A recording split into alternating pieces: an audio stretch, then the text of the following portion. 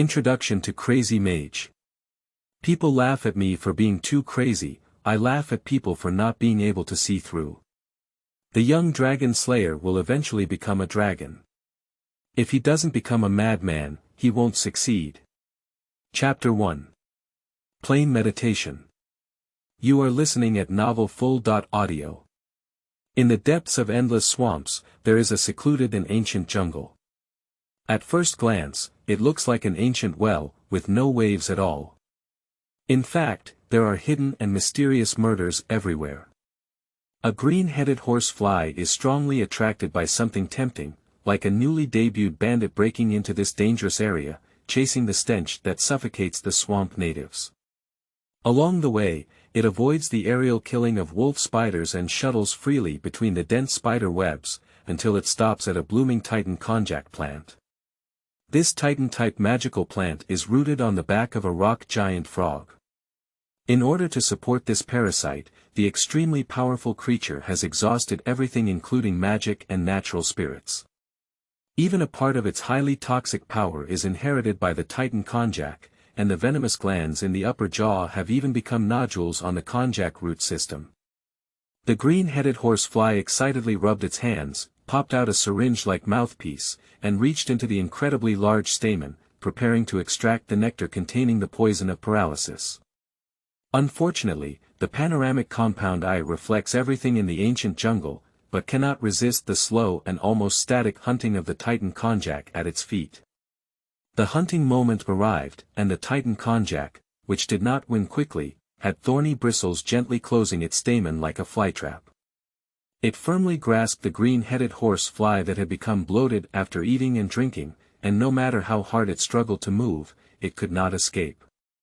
The green-headed horsefly was attracted by the foul honey and fell into the strong acid trap of Titan konjac, gradually being corroded away. Not only did it not take away the highly nutritious nectar, but it also became the food for this mutated magic plant. The Titan konjac, which is in its blooming period, belongs to the general variation plant of the ancient jungle edge zone. They bloom everywhere, constantly attracting odorants to come one after another. The wolf spiders hidden under the vines were drooling over passing mosquitoes and flies, while the lizards on the trees, which had changed their appearance, were eyeing the wolf spiders.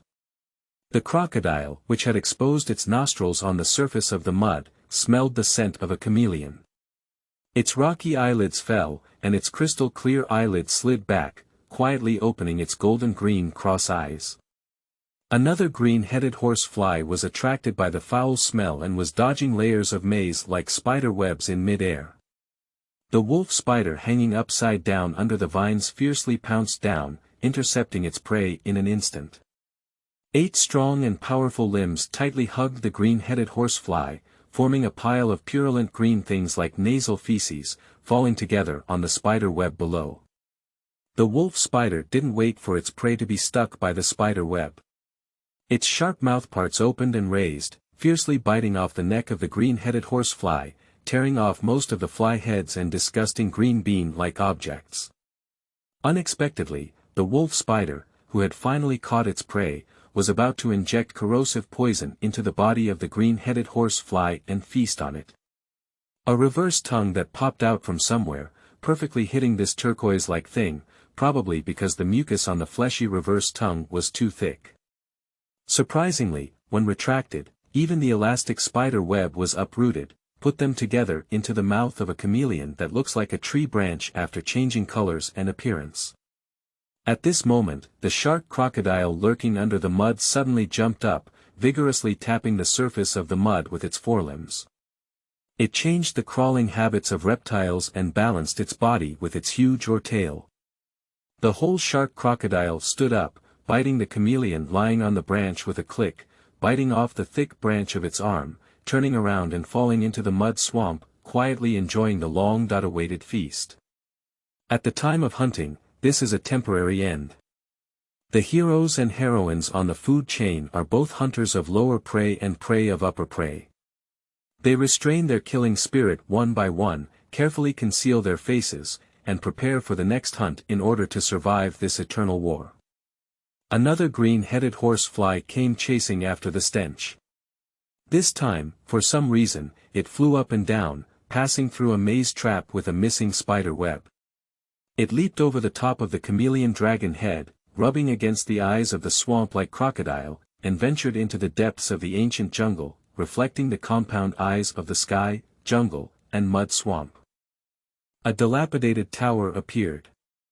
Green-headed horseflies managed to break in one by one, gathering into a dense and buzzing cloud. Small consciousness converged and formed a conscious and self-awakening will, emitting a dark demonic aura. Under its control, countless green-headed horseflies fiercely collided with the hard ground, exploding into a ball of meat sauce on the spot. As the slurry increased, a bloody hand was raised from scratch, followed by a thick and powerful arm, followed by a blurry head and torso, with only 2 legs not recombining and condensing. It was probably because the jungle hunters had consumed too much on the way. Taking advantage of the flowering period of Titan's konjac and the weakest moment of the jungle lockdown, I, the Fly Lord Belzer, who was once the honorary demon preparing for the Abyss Prince, finally arrived at the secret hiding place of the Doomsday Guard. UU reading www.uukangshu.net. I will rise here. Just as the Fly Lord shamelessly spoke wildly, a hand of deep red lava, covered in pitch-black cracks, appeared out of nowhere. Suddenly, it descended from the sky, and before it could approach, its majestic and unparalleled power instantly crushed Bowser to the ground. Its body, without a lower body, sank deeply into the ground, unable to move even a finger. His jaw slammed heavily on the ground, biting off the tongue of a lie with one bite, and breaking the bridge of his nose with one bite. His sharp teeth penetrated into his hard, iron-like brain. Even if the Fly Lord reacted in time, the veins on his forehead burst out, unleashing his full potential. However, he couldn't even utter a shameless fart, and his body was pressed out with large sparks. In an instant, the wound of his broken tendon erupted into flames. This slap turned the fragmented and then fragmented Bowser into ashes, and small crystal films, like fly wings, burst out in all directions. Before escaping the heavens, they were fiercely burned into ashes by the ubiquitous apocalyptic flames. The flickering Mars illuminated them, revealing a twisted and fiery demon-like dance, as if the apocalyptic guard salon was dancing the dance of destruction with an unparalleled ferocity. This is an ancient and outdated tower, like a broken sword, tilted 45 degrees and inserted upside down into the foul-smelling and black mud, emitting a 9-story wizard tower that smells of decay at dusk. On the stargazing platform at the top of the tower, in the incredibly large dark crystal spherical mirror, a male human with both hands clasping his knees erupted from behind his shoulder blades like a volcanic eruption, like a tentacle, seemingly grasping something. As the lava flow returned, a pair of crystal clear, fly-like wing patterns appeared on his back. In the dual realm of demons and insects, unfamiliar and familiar visitors not only bring fly wings with mobility, but also come with a quartet of reproduction, hunting, pollution, and plague. Everything is as wonderful as in plain meditation. Chapter 2. Malicious Metamorphosis. You are listening at novelfull.audio. On the outskirts of an endless swamp spanning thousands of miles, there are hundreds of adventure camps scattered all over the world. With the 9-story Mage Tower as the core of the heavenly element, the little Zhou Tian is spread out in a northwest direction. In the complex terrain of the gravel wilderness, created by the famous ranger Dan Gong, in the Strayer camp, there is a spell-casting tent with sheepskin scrolls and goose feather pen badges hanging down. A young and somewhat excessive wandering mage is immersed in the experiment of meditation replacing sleep and cannot wake up on his own. This is a wisdom from a letter dropped from the ancient relic guard, Sleepless One, which records the results of over 1,000 magical experiments, numbered from 9000 to 9999, carried out by His Highness Constance, the red-robed Archbishop of the late magical empire, in order to eliminate the demon-addicted guard Mage Legion. The vast majority of these experiments were hastily cut off due to their lack of practical value, and only a few dozen projects were preserved in the end. It is worth mentioning that the Sleepless experiment aims to quickly cultivate magical apprentices, which has certain utilization value and is allowed to enter the experimental stage. A considerable amount of resources have been invested in repeated argumentation, including the mage Lord Alexander Ross, who possesses the Heavenly Lion and the six-armed snake demon bloodline in his body. Unfortunately, after more than 14 days of cultivation, the last group of 10 experimental subjects gradually lost their consciousness and self-discipline as humans, became crazy and lawless, and did not obey the management of the sleepless laboratory. In addition, they also grew octopus-like antennae and scales of the fish man, and even flesh film appeared between their fingers and toes, forming fins unique to aquatic creatures. It seemed that even the human form had collapsed. The sleepless meditation practiced by the young wandering mage Rodi is no longer the orthodox version of the end of the magic empire, but has undergone experimental modifications by countless magic apprentices among the remnants of the empire, abandoning sleep inhibitors and sobering potions and relying on the endocrine hormones in the human body that control sleep switches, a magical organ called the torus. This time, the wandering mage Rodi has been stepping into sleepless meditation for most of the day, slightly exceeding the safety limit. The steady mental wave even shows slight oscillations, and a hint of grimace appears on his peaceful and joyful face, clearly deviating towards madness and guilt.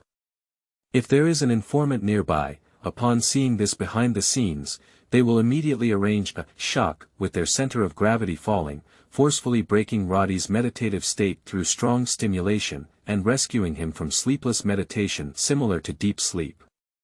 Unfortunately, this young wandering mage is accustomed to being alone and has no friends who know the root of the matter.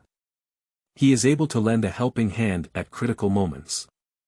It has to be said that this is the biggest weakness of a wandering mage who cannot trust and carry his back to his adventure companions. He is too cautious, living in an environment of vigilance and fear intertwined for the secret wisdom of the insignificant caster. He is full of distrust and suspicion towards everything around him, the kind of self-exile that sees everyone as a thief. Rodi was unable to extricate himself during this sleepless meditation for various reasons, the most important of which was accidentally coming into contact with the relic that spontaneously absorbed free negative energy, gradually repairing his body, and gradually restoring his movement, guarding Sleepless 9. Perhaps due to the close spiritual synchronization rate between the two sides, in the dark and lifeless meditation world, the wandering mage unconsciously opened his eyes and saw the truth about the ruins of the Stormwind Fortress, known as the Iron Wall of the Magic Empire, on the edge of endless swamps. In the eyes of Sleepless 9, the fortress ruins, which were originally covered in ruins and mostly engulfed by mud and swamps, were erected with tombstones completely condensed from transparent spiritual bodies, emitting scattered dark green phosphorescence, like a disorderly burial mound arranged in a hurry. Even those who do not understand the truth will not be able to see through the details of this ancient undead gathering area. However, the wandering mage Rodi synchronized the link to Sleepless 9 with his spiritual waves and learned that it was a one-time product of the red-robed consul Constance's 9497 experiment. The door, constructed by 40.8 small books of the undead, connects a certain undead plane in the lower realm, and through a grand ceremony of large-scale erosion of power and seizure of positions, forcibly desecrates the plane lord, triggering a wave of pan-plane curses. Half of the Demon Addiction Legion, about 2,000 morally corrupt guard mages, lost their bodies that had undergone countless trials and tribulations in an instant. Their souls were filled with negative energy condensed like substance, transforming into advanced undead creatures similar to the female demons in the lake. They served as the core of the monument and absorbed scattered fresh undead creatures to form a monument, which in turn was bound by the noisy undead and unable to move. This wave of undead impact not only eliminated the main force of the addictive army that could rebel at any time under heavy pressure, but also destroyed nearly 50,000 fully armed Imperial war slaves and the most elite 5,000 semi-elf heavy cavalry in the anti-Imperial army, together, 20 times more. It extended the life of the crumbling Imperial war situation by 3 months, just breaking through the curse of the Millennium Empire. Nowadays, there are only a few sleepless guards patrolling aimlessly on the ruins of Stormwind Fortress. The periodic addictions make the shield-shaped scales under the neck stand up, causing 7 or 8 appendage-like tentacles under the armpit to tremble and almost break off. They are sometimes awake, sometimes crazy, and never have the final liberation. However, a turning point has arrived, especially as more and more human adventurers continue to explore the outskirts of the swamp, gradually approaching the ruins of Stormwind Fortress. The cunning sleepless number 9 pretended to have unknowingly left behind a tattered letter, which was taken and divided up by a small group of human adventurers. Soon after, a strange and familiar spiritual connection actively extended over. Looking back now, the wandering mage Rhodey also had to start doubting how this sleepless creature, capable of traversing countless tombstones of the undead, could have been exposed by his own trick. Striking hand to reveal the letter of sleepless meditation.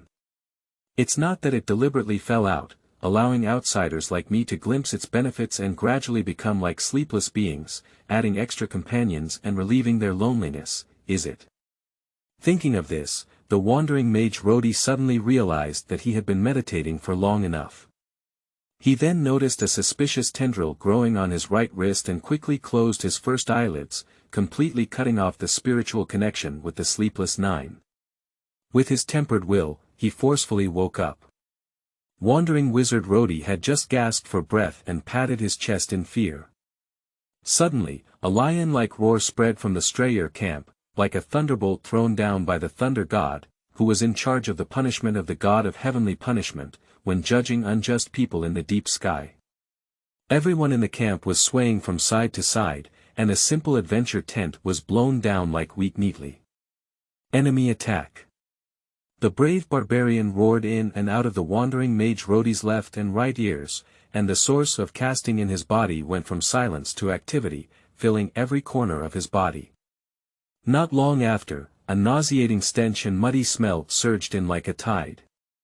Wandering mage Rhodey immediately realized that the so-called enemy attack must have come from the indigenous fishman tribe in the Endless Swamp.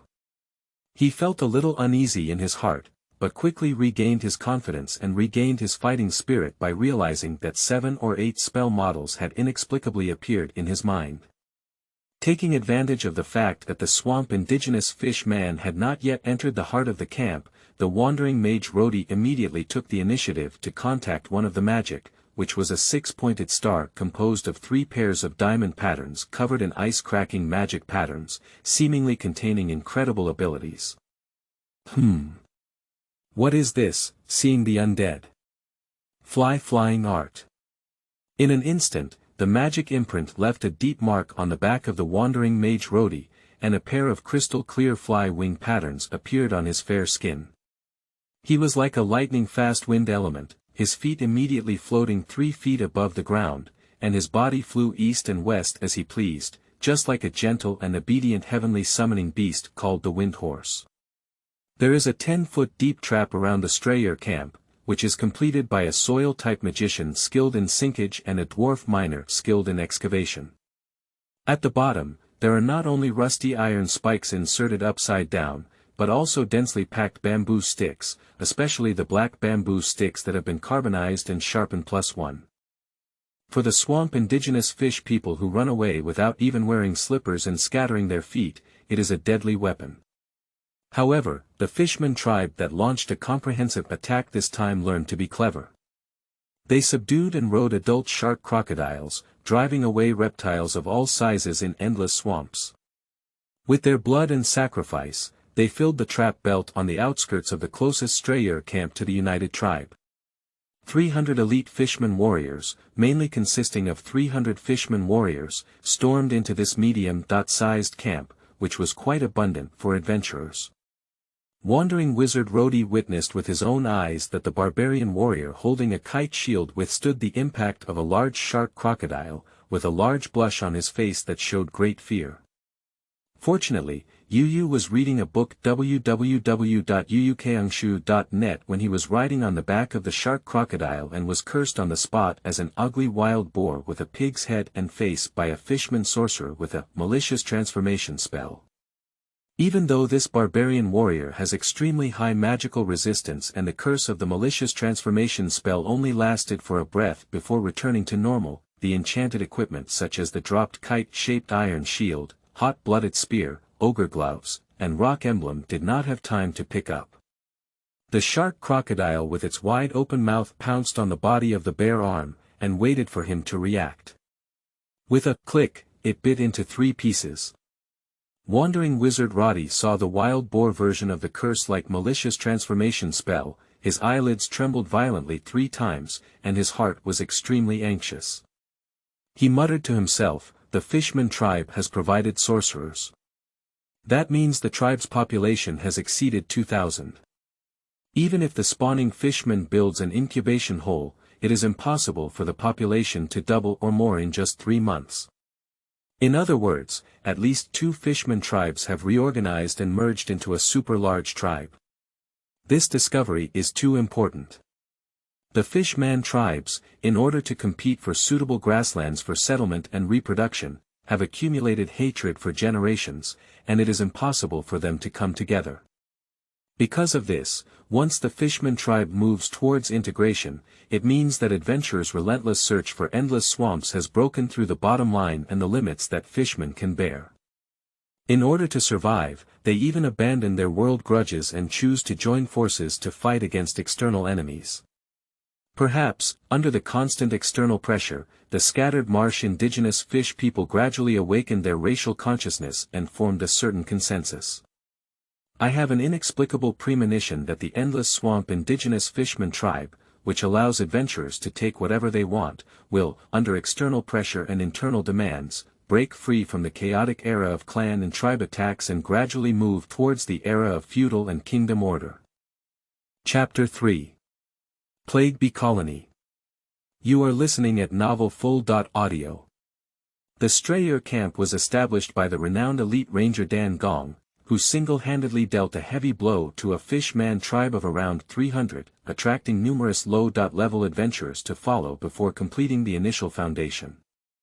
During the initial establishment of the camp, Dwarf Miner Master Kid, Half-Elf Hunter Levin Greenleaf, and Earth Mage Benton gradually joined and participated. It took 3.5 years to finally build a medium-sized adventurer gathering place that was both offensive and defensive, with considerable commercial trade and handicrafts.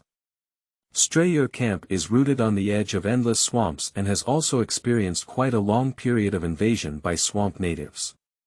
Whether it was the sudden visit of large amphibian beasts or the surprise attack launched by the Fishman tribe, none of them were able to cause devastating damage to the camp. Unfortunately, this sudden invasion of the swamp Fishman exceeded everyone's expectations. They no longer blindly and arrogantly gave away the blood and lives of elite soldiers, but only drove away the bodies of hundreds of swamp amphibians, easily filling the trenches covered in deadly traps and smoothly opening the door to victory. Following closely behind were hundreds of elite mermaid warriors charging savagely, with a wave that flattened dozens of adventurer tents. Even the savage warriors holding heavy shields were so strong that they could withstand the impact attacks of large shark crocodiles, but couldn't resist the curse of malicious transformation spells spread by the mermaid sorcerer who controlled this ferocious beast. In an instant, they lost all their enchanted equipment and died in the bloody jaws of shark crocodiles with sharp teeth. In the blink of an eye, a large area of occupied land that had been captured by the Fishman tribe appeared in the southeast of the Strayer camp, facing the endless swamp. Underneath the transformed elbows and armpits, adventurers who had not entered a combat state were brutally slaughtered by the Fishman warriors. Blood sprayed everywhere like free water mixed with wheat wine, and dozens of powerful humans were chopped down to the ground, forever losing their promising lives. If there is a magical map that projects the surroundings of the Strayer camp and overlooks the war situation, then the magicians who overlook the gathering area of adventurers will clearly see that the invading war fire sprayed by the indigenous Fishman tribe of the endless swamp towards the camp is not the scattered star fire in the past, but a hot jet that directly penetrates into the heart of the camp, the most precious and rare spell-casting tent area among adventurers. It can be seen from this that the backbone of the swamp indigenous people, the Fishman tribe, is indeed different from the past, at least with clear goals and strategies. Don't be fooled by the fact that most of these magicians have very low levels. They are the core figures of adventurer camps who handle more than a dozen low-cost raw materials and high-value added processing processes such as weapon enchantment, rune and seal carving, scroll copying, potion mixing, gemstone cutting, peeling and tanning, and share most of the profits. If this group of people loses everything, then the Strayer camp will lose at least 80% of its input, completely lose its voice in profitable import and export channels, and even gradually fall from the first group of hundreds of adventurer camps on the outskirts of the endless swamp, and retreat into a common small adventurer camp. This outcome is intolerable to Trevor, the openly hosted Headless Knight, at the Strayer camp, and it is also something that the semi-retired founder, His Excellency Dan Gong, and several other major shareholders who have a share in the dividends absolutely do not want to see. However, before the shareholders behind these campsites urgently mobilized their direct forces to launch a counterattack, Wandering Mage Roddy, who had obtained multiple ancient spells from Sleepless Nine, crossed the taboo boundaries and delved deep into sleepless meditation. His figure floating in mid-air was behind a chaotic magical tent area, publicly demonstrating his attitude of living and dying together with the Strayer campsite. Unfortunately, most magicians are not prepared to accompany the campsite for burial. When they see the swamp indigenous fishman warriors storming into the core area, Ice Death, Sculptor, Doctor, Fatal Apothecary, and others roll up their blankets and directly pack up to escape, just like flying towards the brink of disaster. The Gem Lord and Peeler, with a firm attitude, were not able to hold on for too long.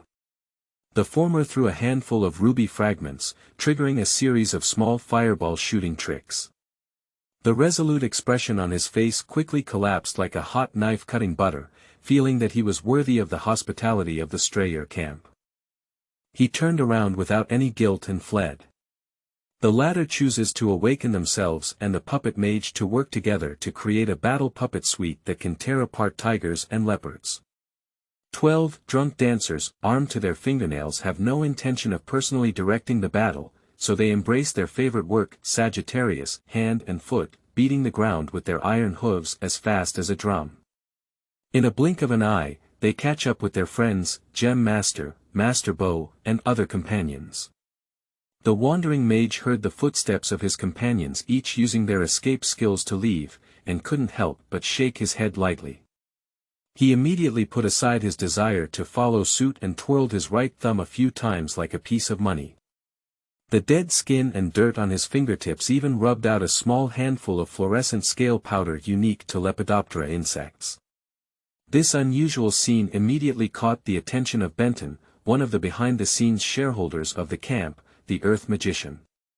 However, as Roddy opened his mouth and spat out a spell that made his scalp tingle and his nails scrape against the glass, everyone present, including the fishman warriors who attacked the Strayer camp, gave rise to a chilling inspiration of impending disaster.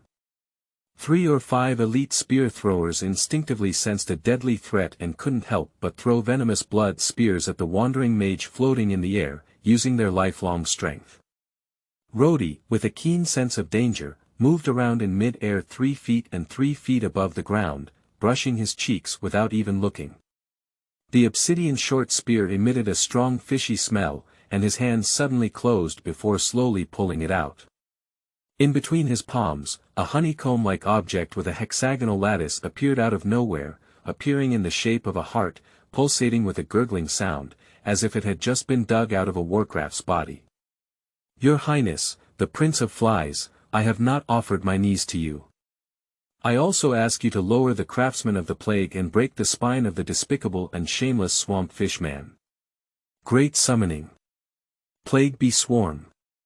At the top of the 9-story mage tower in the core area of the endless swamp, the jungle lock is driven to summon the Doomsday Guard's hand of destruction, slapping the Fly King to death and seizing the demon and insect domains of Bowser. With its essence, it reshapes the mage tower prisoner of the Fly Prince. Upon hearing the call of the sleepless spirit wave resonance target it controls, it expressionlessly transitions through the pocket plane, breaking into pieces and releasing the remaining remains of His Highness Bowser in one breath. The heart-shaped honeycomb with a fist size stopped beating in an instant. In the blink of an eye, it was like a dam that opened a gate to release water. At an astonishing speed, it shot a metal storm-like barrage of insect bullets towards the direction pointed by the wandering mage Roddy, the swamp indigenous 300 Fishman warrior regiment. A dozen or so elite fishmen with large arms and round waists had not yet reacted when thousands of fingers, golden all over their bodies, and green-headed horse flies like beetles pierced through their bodies, beating them into damp rags that were leaking everywhere on the spot. They couldn't believe it and fell backwards on the ground. What's even more terrifying is that the body of the fish man, which has been knocked back from the ground and even taken off, is constantly bleeding from its wounds. In the blink of an eye, white maggots are gnawing out, hardening, molting, and shelling, transforming into green-headed flies carrying fresh toxins. They rush towards other fish-man warriors who notice something is wrong and break urgently to stop their footsteps. Even the most skilled fishman warrior with spear technique cannot kill the green-headed flies everywhere in the air. Once a leaky fish approaches these poor creatures wearing crocodile skin armor and evolves into a sharp +1 mouthpiece, it will instantly complete the injection of toxins. After 2 or 3 breaths, the breathing muscles of the mermaid warrior will be completely paralyzed, losing their regular breathing rhythm, and quickly suffocating to death due to lack of oxygen. Death is extremely suffocating and worthless. Because they did not die in the hands of human adventure heroes, but died under the toxins carried by mosquitoes and flies that were previously invisible and impossible to enter the world. What's even more despicable is that the body of the fallen companion has become a breeding bed for insects, constantly reproducing larger, stronger, faster, and more cunning mosquitoes and flies at the cost of consuming fresh flesh and blood. This scene falls in the eyes of the camp host Trevor, who takes off his head and puts it into the body of the nightmare demon Mamo, transforming into a headless knight.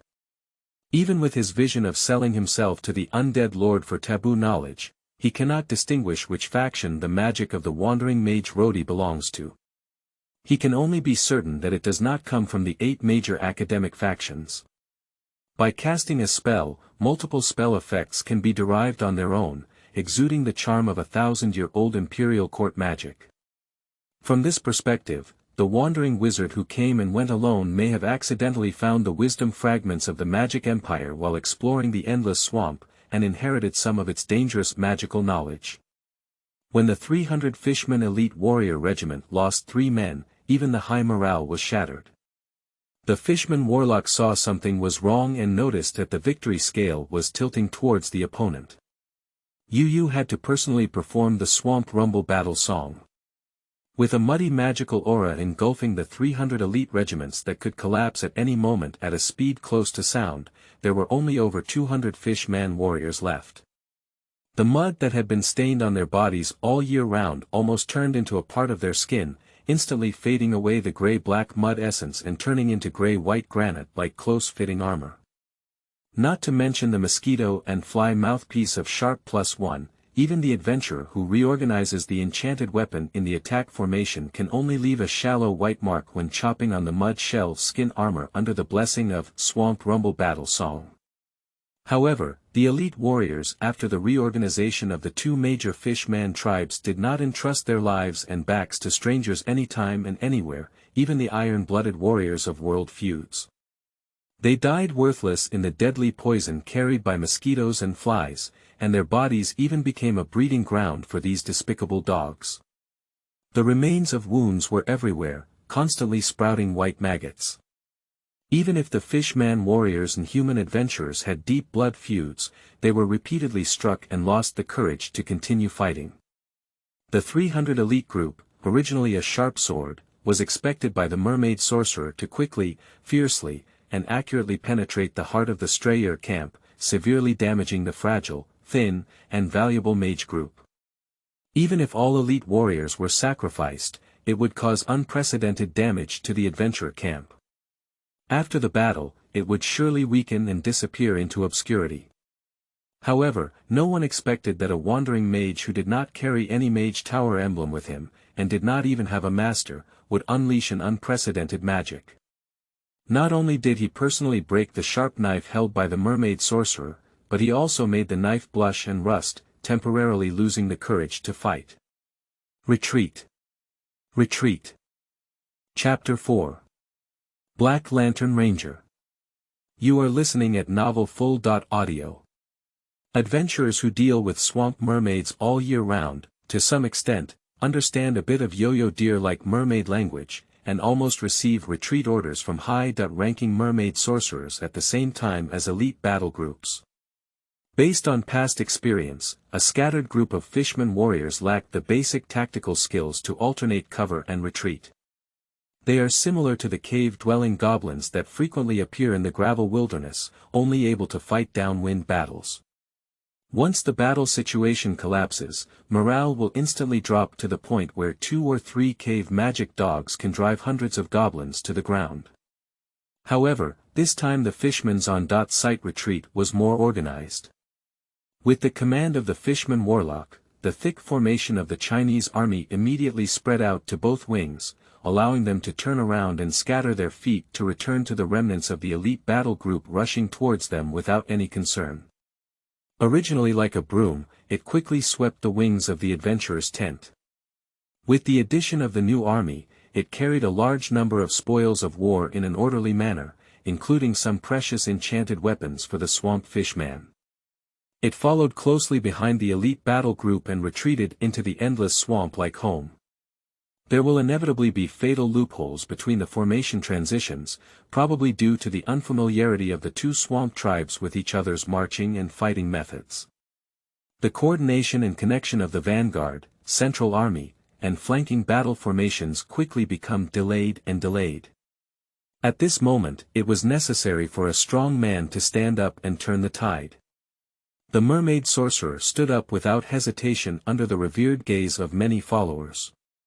The shark crocodile under the seat cooperated and roared, vomiting a sour and pungent stomach bloating. He quickly reacted and followed the defeated rank of the mermaid to chase down the great human adventurer.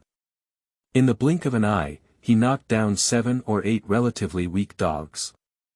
The fishman sorcerer didn't even look at the humans rushing towards him not far away. He lifted out a short staff made of elderberry inlaid with colorful feathers from his arms. This carefully crafted artifact, using the inlay technique obtained from the divine inspiration in his dream, shimmered with obscure spiritual light and scattered it casually, forming a series of 7 or 8 vine-like telepathic spells. The gray human adventurer camp, in the blink of an eye, appeared on the ground with various sizes, interlocking rings of summoning rings leading to the plane of the undead. The moss-green phosphorescent flames flew wildly like fireflies, and the blue and white high undead had a frozen aura, causing the Strayer camp, which was close to the endless swamp and generally high in humidity, to freeze large areas of frozen soil and ice. Adventurers with unstable bottoms would accidentally fall to the ground and groan, unable to get up for half a day. After fierce battles, many human adventurers breathe like mist between their breaths, probably due to the boiling of blood in their bodies. They do not even notice the danger for a moment, but instead, the visibility of the camp under the swamp fisherman's hunting fork quickly reaches a point where they cannot see their fingers. The host on the surface of the Strayer camp, the headless knight Trevor himself, is an outstanding figure who regularly sacrifices and offers sacrifices to the lower realm undead lords in exchange for a unique Black Knight variant incarnation, gaining his current status and power, and being well versed in the opponents of the undead faction. At first glance, he could see that the mermaid sorcerer couldn't control the high-level undead that was about to teleport out, which led to the unrestrained flow of the source within the summoned undead organism. From a different perspective, perhaps he deliberately did this to completely disrupt the battlefield in front of him. Damn it! The clenched fist of headless knight Trevor unfolded, instantly coated with a layer of iron-blue metallic luster, making it his contracted target, a part of the body of the undead lord, the Ninth Knight. Perhaps the high-level undead spirits produced by the fishman warlock's teleportation do not belong to the same lower-level realm as the Ninth Knight command. However, the undead creatures belonging to the same undead lineage will still have a series of high and low power positions, such as temporary power, subsidiary power, and command power.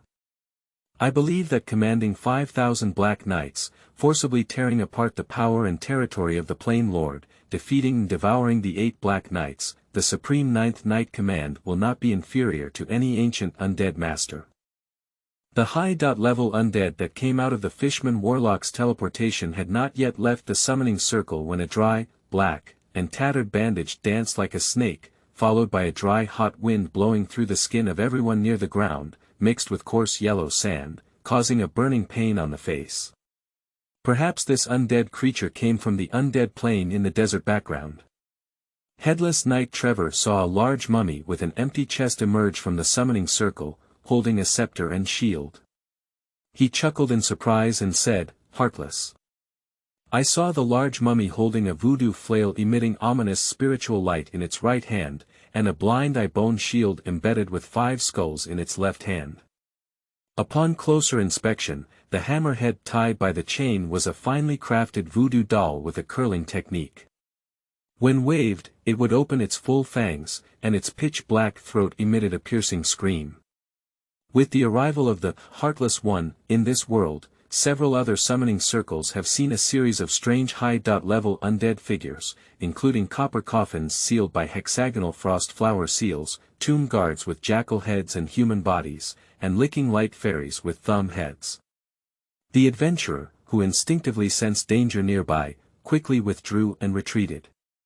A few young people with insufficient physical fitness heard the whistling sound and immediately lost their hearing. A large blush appeared on their faces, and they swayed like drunk.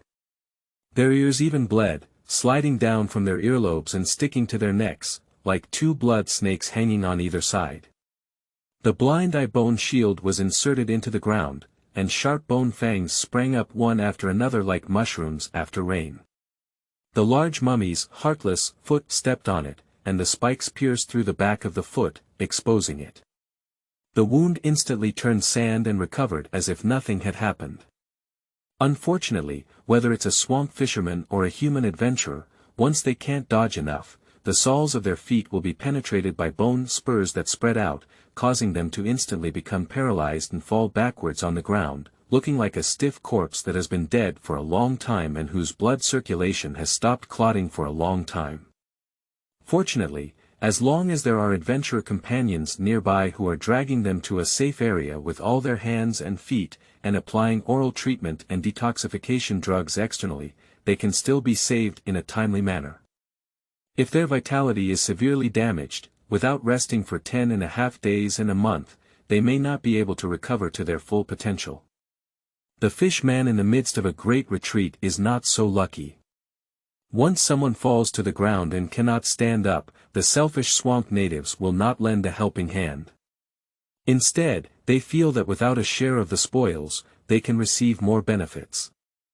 Their face is indifferent like frost, but their eyes are filled with joy. As the Fishman warriors retreated, the core area became incredibly safe, and the wandering mage Rhodey calmly looked at the heart-shaped honeycomb between his hands. This debris from the Prince of Flies, called the Grey Nest, quickly melted away like a plywood sprayed with cellulase. As it passed, it was the ancient magic of this Plague Bee Swarm, along with its associated spell models and spells, casting sources and origins, that disappeared completely, as if a wandering mage had never cast them before. Rhodey racked his brain trying to recall, only to find a blank space without any trace. He realized that it was of no use at all and sighed that he still had to engage in sleepless meditation. Perhaps he could only receive magical feedback by connecting with the Sleepless Nine through his spiritual connection. So, the wandering mage quickly put aside his unnecessary thoughts and didn't want to look up to see the scene of most of the defeated fishmen retreating into the swamp, facing death and not being saved. He couldn't help but imagine in his heart, fishmen are also fish, they should be very delicious. Nauseous. Rhodey remembered fish head and tofu soup, boiled fish fillets, and fried fish fillets. The Maillard effect stimulated saliva to flow out of the queue, and suddenly remembered that the swamp fish man was also a wise and enlightened race, even during the primitive tribal period. After all, they were humans, not fish. How could I have such crazy thoughts? it wouldn't have been influenced by the chaotic and disorderly spirit of the Sleepless. The magic of the Plague Bee Swarm can defeat the elite warriors of the Swamp Fish Man in one turn, and it is also a battle group of several hundred. I estimate that it is at least a medium-level spell above the 4th ring, or even the 5th ring. It can be imagined that the cost paid will definitely be considerable. Maybe, I have already paid some of the cost. The wandering mage thought of this and no longer felt nauseous. His mind finally regained clarity, and he patted his forehead with his right hand, intending to expel the contaminated evil thoughts from his other ear. Unexpectedly, one of the wreckage fragments of the Fly Prince Bowser, the Worm Heart, left a dense hexagonal lattice pattern in Rhodey's palms. Just as it hit his forehead, it was inevitably affected, and his regained consciousness became once again murky. Actually, I have known for a long time that there are some aristocrats with unique tastes who secretly purchase the fish man's brain marrow, and it is said that the taste is still very good. The fact is, neither the faceless number 9 nor the prisoner of the largest mastermind, the 9-layer Mage Tower, hidden behind the scenes, will let the spokesperson who was finally acquired escape control. Swallowing our family's bait, the hooked fish wants to escape without peeling off a few layers of skin and digging out their lungs a few times. How could that be possible? The flying technique is so convenient. As the wrinkles on his back disappear, Rhodey's feet slowly fall to the ground. If he wants to watch the battle, he must step out of his legs and personally run. For a wandering mage who was a bit addicted to wandering around with his mind not long ago, this is simply one in the sky and one on the ground, completely two different treatments. Unfortunately, even the spell models and spells of flying technique quickly disappeared from my mind, as if completely erased by an invisible hand. After this event played the trump card of the majority shareholders in the striker camp, expelling the undead such as the high-level undead, the Lost Heart and other undead creatures back to their hometown. Roddy, who made great efforts to turn the tide at the critical moment, came into the vision of the local magician, His Excellency Benton, and specifically made a series of inquiries about him. Upon learning that the wandering mage had completely forgotten the magic he had cast before, Lord Benton, who came from the outstanding Crystal Tower of the Earth Mage Tower, immediately remembered that this was a common feature of the Magic Empire's universal spellcasters who relied on the magic web to control the world 1,000 years ago. I remember in the library of Crystal Tower, there were 2 spell books of low-level wizards from the Magic Empire. Yes, after casting their spells, they would completely forget the spell models and spells, and had to expend their mental energy to memorize them again, so the spell book for recording spells is crucial. Additionally, the Magic Empire's magic web grants casting permission to each mage citizen as a node, while also collecting a portion of the caster's spirit to maintain its unique form of existence as a bridge between the material world and the elemental energy plane. Since the major shareholders of Strayer Camp have figured out the essence of Rhodey's casting, they are not very interested in classical wizards who must use magic nets to cast. Even if the wandering wizards have decent flying and summoning skills, they have not paid much attention.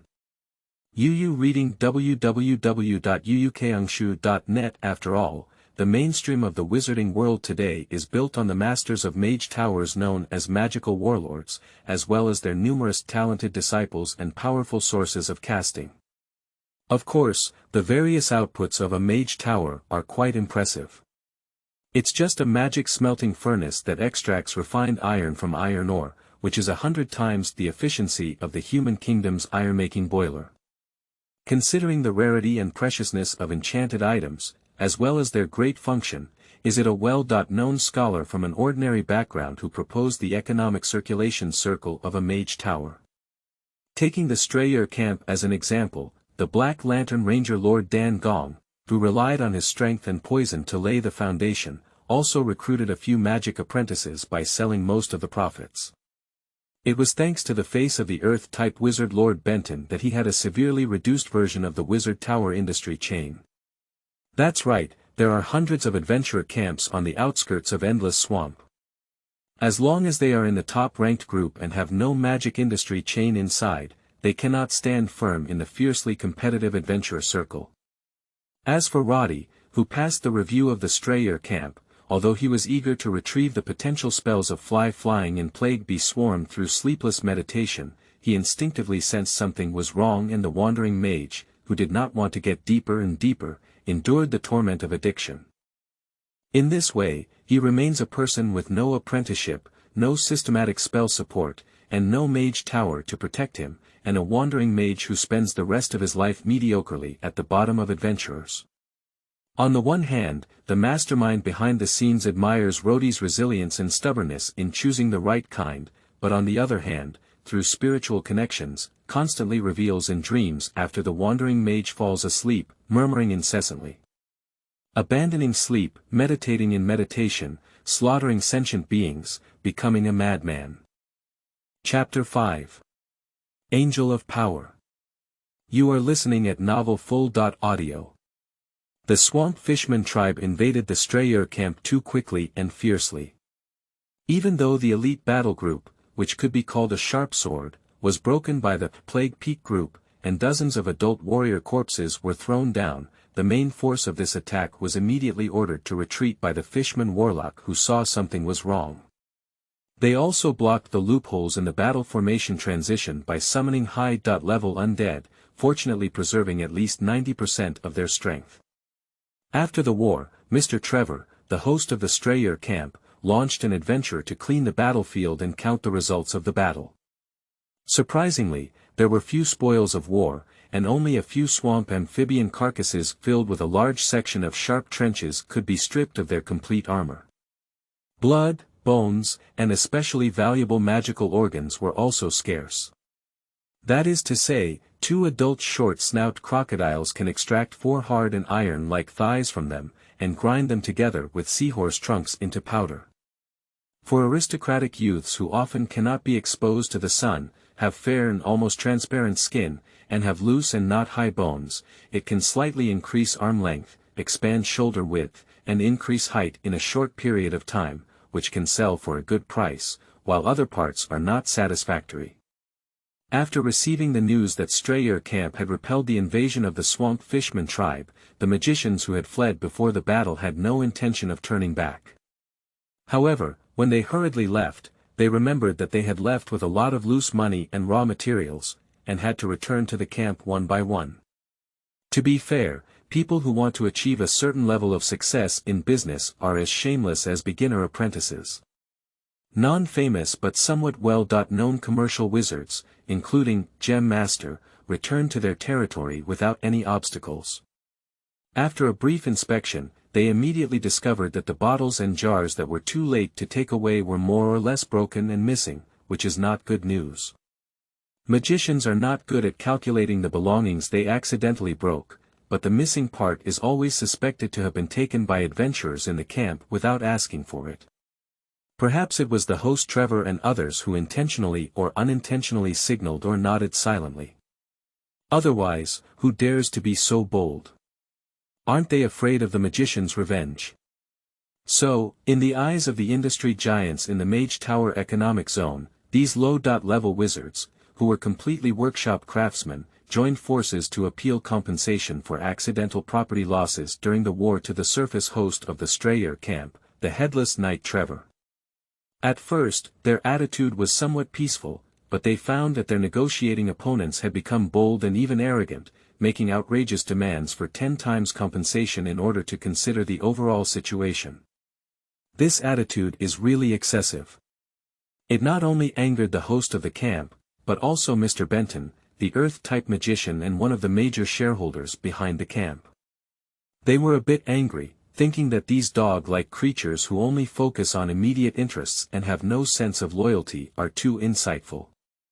The other major shareholders behind the camp do not have much opinion on these escaped craftsmen and wizards. After all, these wizards are experts in the import and export trade channels of the camp, but there are no punitive measures, which will chill the hearts of ordinary adventurers who rise up to resist when foreign enemies invade. Fortunately, not all magicians in this core area choose to escape.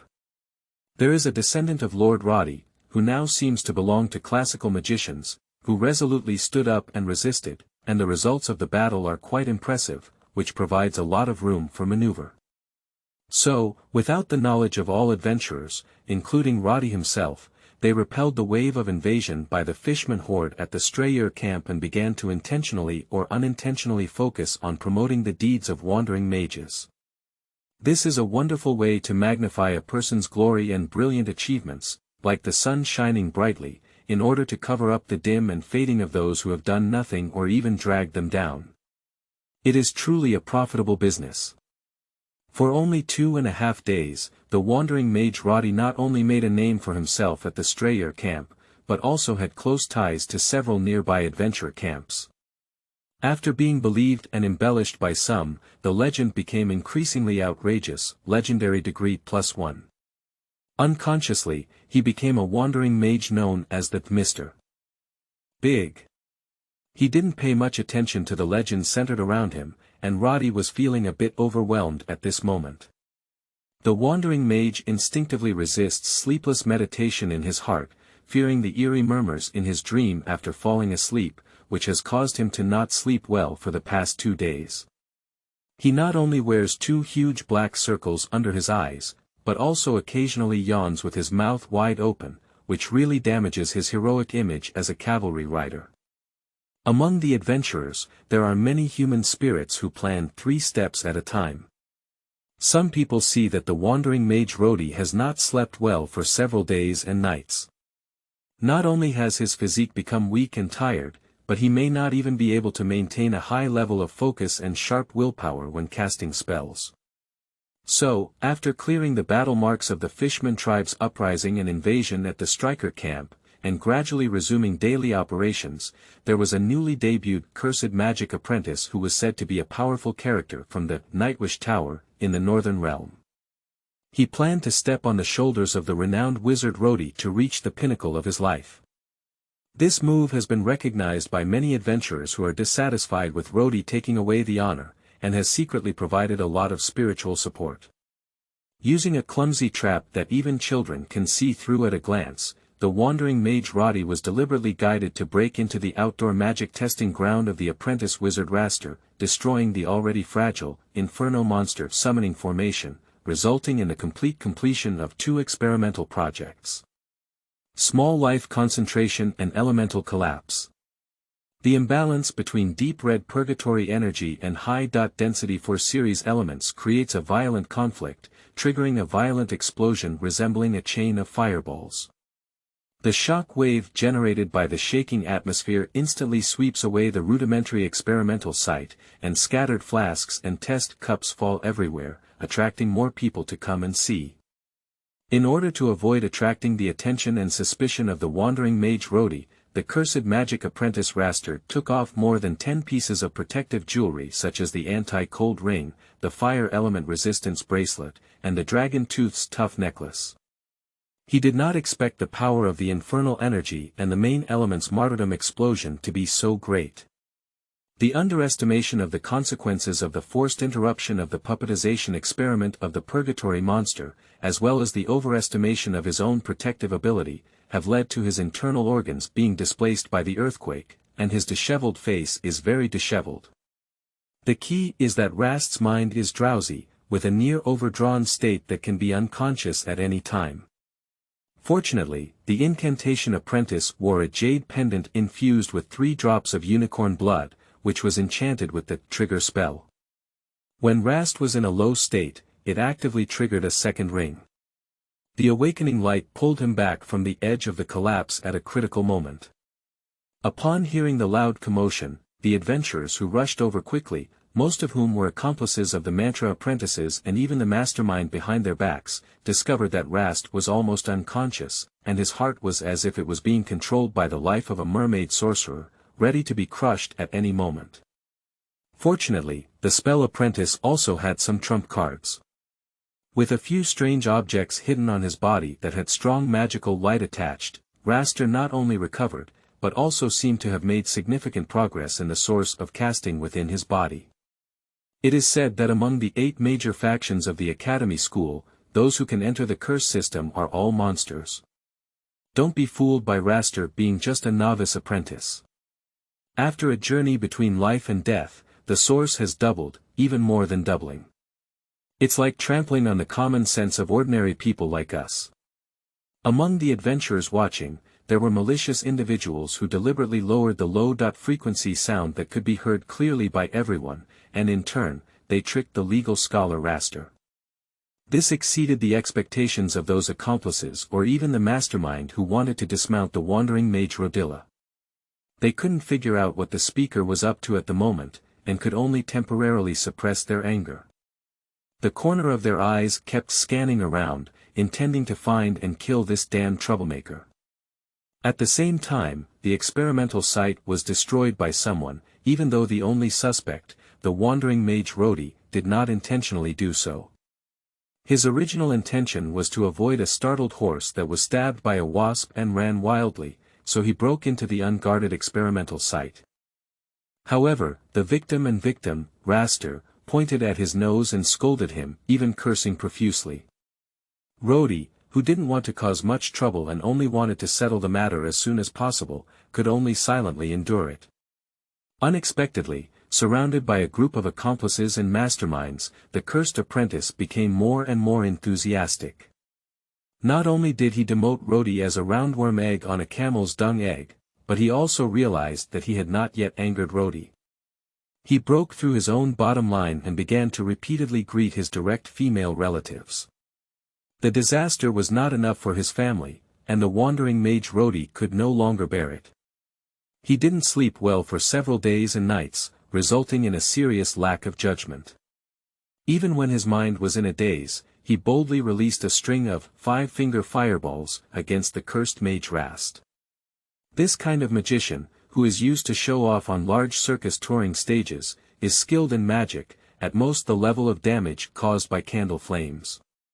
How could he have reluctantly replaced a spell apprentice wearing a protective ring?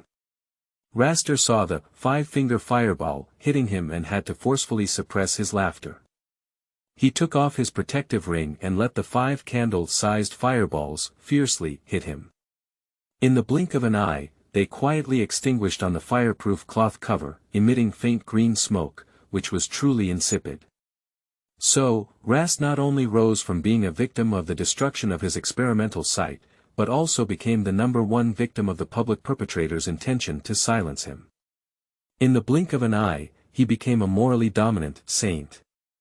Your Highness Rhodey, you have been wrong again and again, wasting my admiration for your noble figure that once stood up during the invasion of the Fishman tribe camp. Your guilt lies in 3 aspects. First, you destroyed my important experiment for no reason. I could have used the results of this experiment to submit a transfer to the top of the Curse Mage Pagoda, the Night Wish Pagoda, to become a formal Curse Mage. Secondly, I am just unwilling to let all the experimental materials accumulated over the past few months be destroyed. I casually said a few words to you, but you are about to take action to destroy my mouth. Your Highness Rhodey, you are simply insane. The incantation apprentice Raster's eloquence and clear progression, using public opinion to attract more unrelated adventurers, finally made the wandering mage Rhodey feel the pressure. He saw the nearby adventurers silently expressing their feelings in a circle, gradually turning into hostility, and even showing a faint sense of disdain. Rhodey was finally on the brink of collapse. Unexpectedly, the spell apprentice Raster didn't even throw out a single powerful spell, and just used his tongue to force himself to the brink of a cliff by taking a step back. At this moment, the murmurs that often appeared in dreams reappeared, as if sensing the wandering mage's chaotic spirit, and immediately took advantage of the opportunity to enter. It must be uncomfortable to be played with like a monkey in front of everyone without crushing all the overwhelming power of disobedience. Why do you have to be stubborn? Give up. The magical fragments picked up by wandering and adventuring can only make you stop at a poor magician. Give up resistance, open your heart, and give control of your body to me. Rhodey still refused in his heart, but the constant pressure from the outside world completely destroyed his last line of defense. The wandering mage lifted his head, and his 2 eyeballs rolled around like a purgatory chubby fish knocked unconscious by a hammer, with countless Venus dancing hand in hand above his head. In the final moment of reflection, Rhodey shouted loudly, "Run away. It's about to come out." The adventurers nearby had an incredulous expression on their faces, with some mocking while others laughed heartily. Only the spell apprentice noticed something was wrong at the first moment and suddenly raised his head, his gaze fixed on the mysterious area at the top of the sky. In an instant, Raster felt a magnificent will fall from the depths of the sky, targeting the disheartened wandering mage with great precision. The cursed apprentice's heart trembled, knowing that something was not going well. He didn't turn his head and just turned around and slipped away, unable to see the double elemental scars that carried the energy of purgatory. Before the accomplices and mastermind around could react, they saw the wandering mage with his head hanging down, his shoulders as if he had collapsed, and his hands swaying back and forth with softness. Being alone as a guest in a foreign land, I miss my distant loved ones even more during holidays. As soon as the words fell, Roddy's back sprayed a hot blue and white jet into the sky, splitting into 10 in an instant and turning into a swaying and dancing fiery white ribbon. The dangerous blue light emanated, clearly a high-energy transition reaction. It looked like a winding light wing, but also like a constantly radiating lightning bolt. Exotic god attendant. Apostle of the star realm. No, this is the angel of might who controls lightning and thunder. In the previous era, during the reign of the Magic Empire, he was in the same heavenly sequence as divine creatures such as the 100-armed giant who guarded and suppressed sins, and the holy dragon flying in the radiance of great divine power. His combat power surpassed that of the hero god and quasi-god, rank 0, enough to rival the weak divine power. The contemporary owner of the Night Wish Tower, through the eyes of a spell apprentice, witnessed the royal angel descending to the ground in the container of the wandering mage Rodi. Even though it was just a projection incarnation, he did not hesitate to cut off the connection with Rast and completely erase the traces between them. In the distant north, green auroras can often be seen, and in the polar region with high-energy transition effects, the famous Night Wish Tower has been established and erected for over 1,000 years.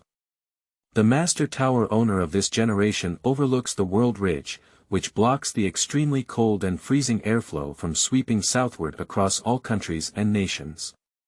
The towering Dragon Mountain range stretches for thousands of miles from east to west. Thinking of seeing the projection clone of the Imperial Angel, his heart is inexplicably moved.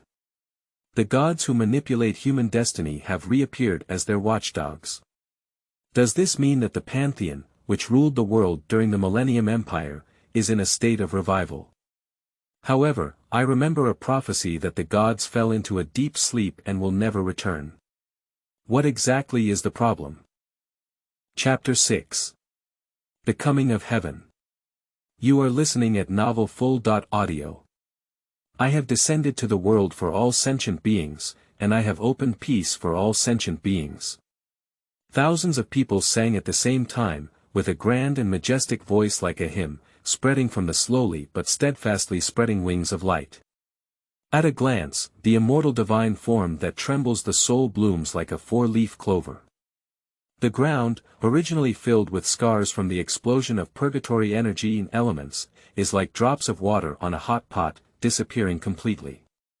The legendary kingdom of heaven quietly arrives. After being pressed 100 times, the small purgatory rabbit was unwilling to be tortured by humans. In anger, its organs and filth exploded, turning into a pile of flame like pebbles under the blue and white wings of light. Clear springs flowed out from the crevices of the rocks, and the ground covered with holy light grew flowers and plants such as wind chimes and morning glory in the air. One by one, invisible and palm-sized natural elves, bare buttocks of nannies, gently swaying the wind chime grass, emitting clear and pleasant bells, easily soothing the worries of human adventurers.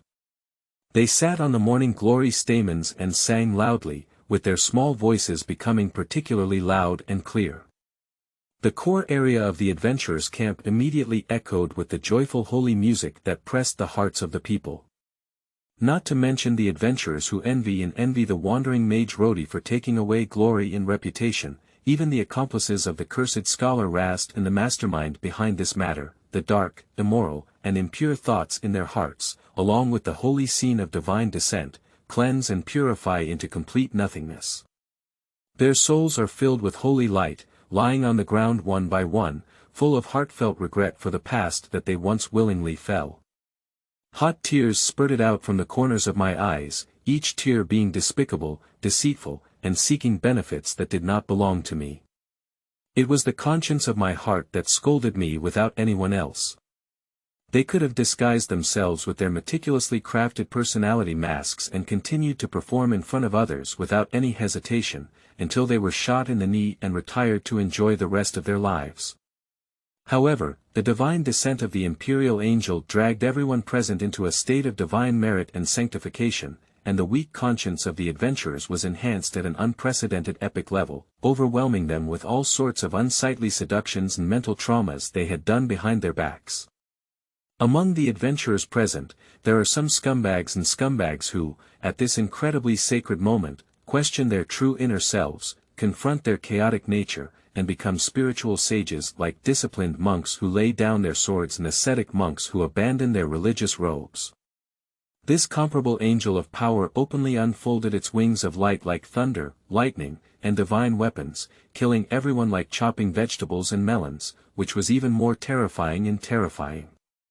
Broken arms and remaining limbs fly together, blood and brain blood blending together, and the consistent slaughter is indeed intimidating and unafraid to offend at will.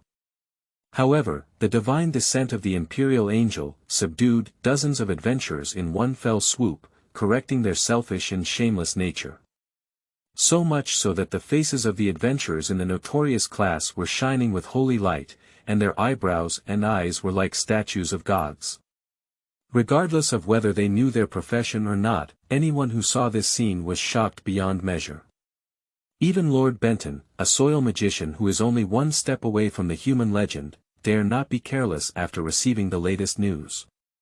He puts on the full set of weapons of the King of Rocks and only dares to gaze from afar, not wanting to step into the holy light zone that connects more than 30 adventurers and has doubled the number of blue and white wings. Why is it that a classical magician who can only cast spells with a magic web suddenly so strong that even I feel scared?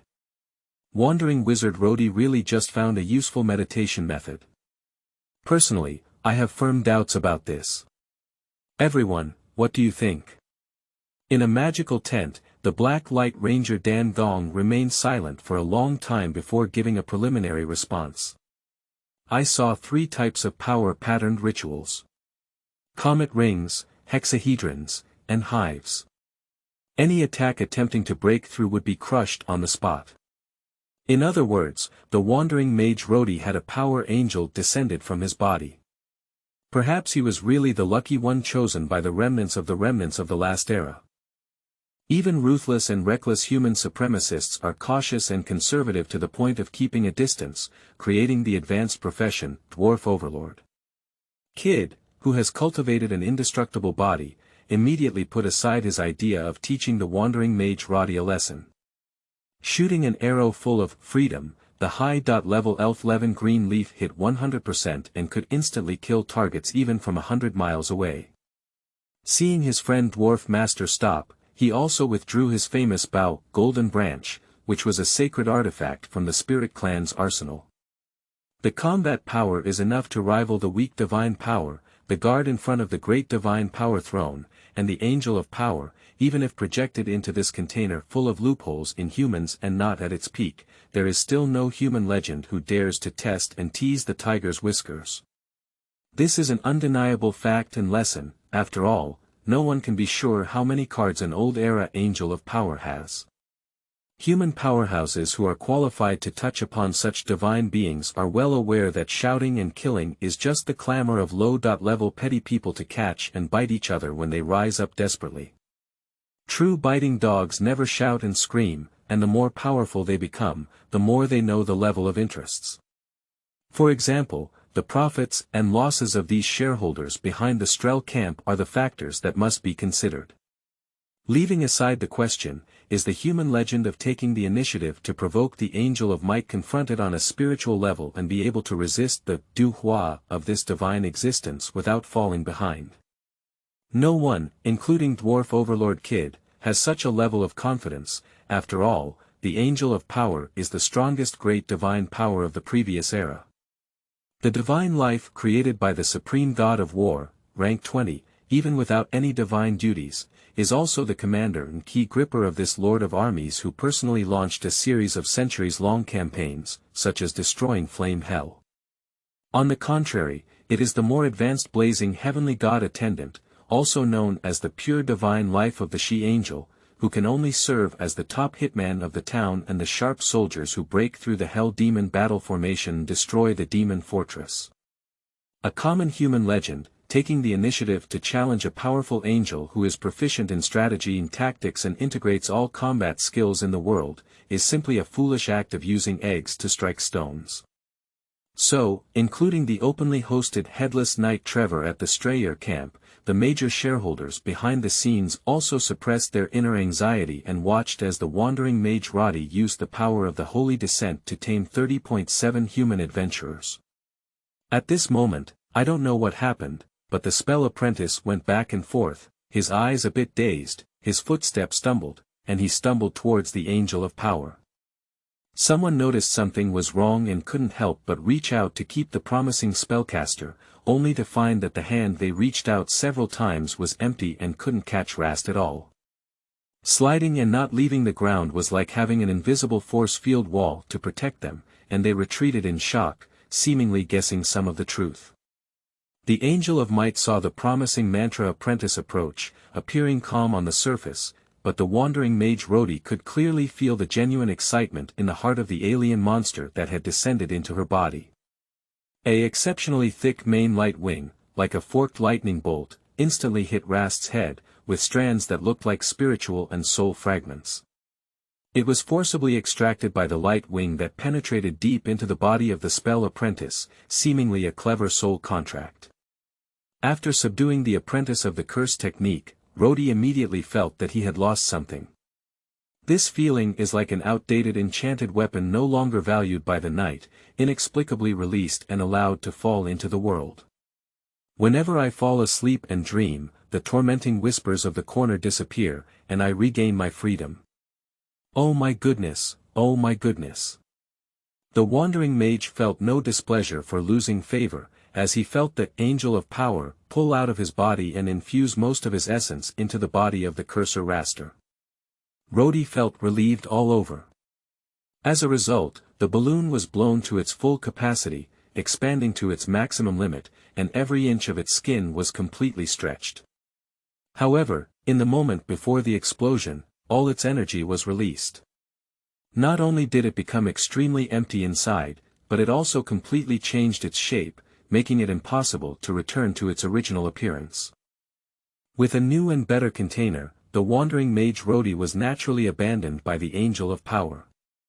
Of course, after all, it was also a target seed that had once expended a lot of effort and invested a lot of resources to bewitch. The Angel of Power retained a small link to the Light Wing and completely threw control over the Sleepless Nine, which is currently the most convenient tool for land use.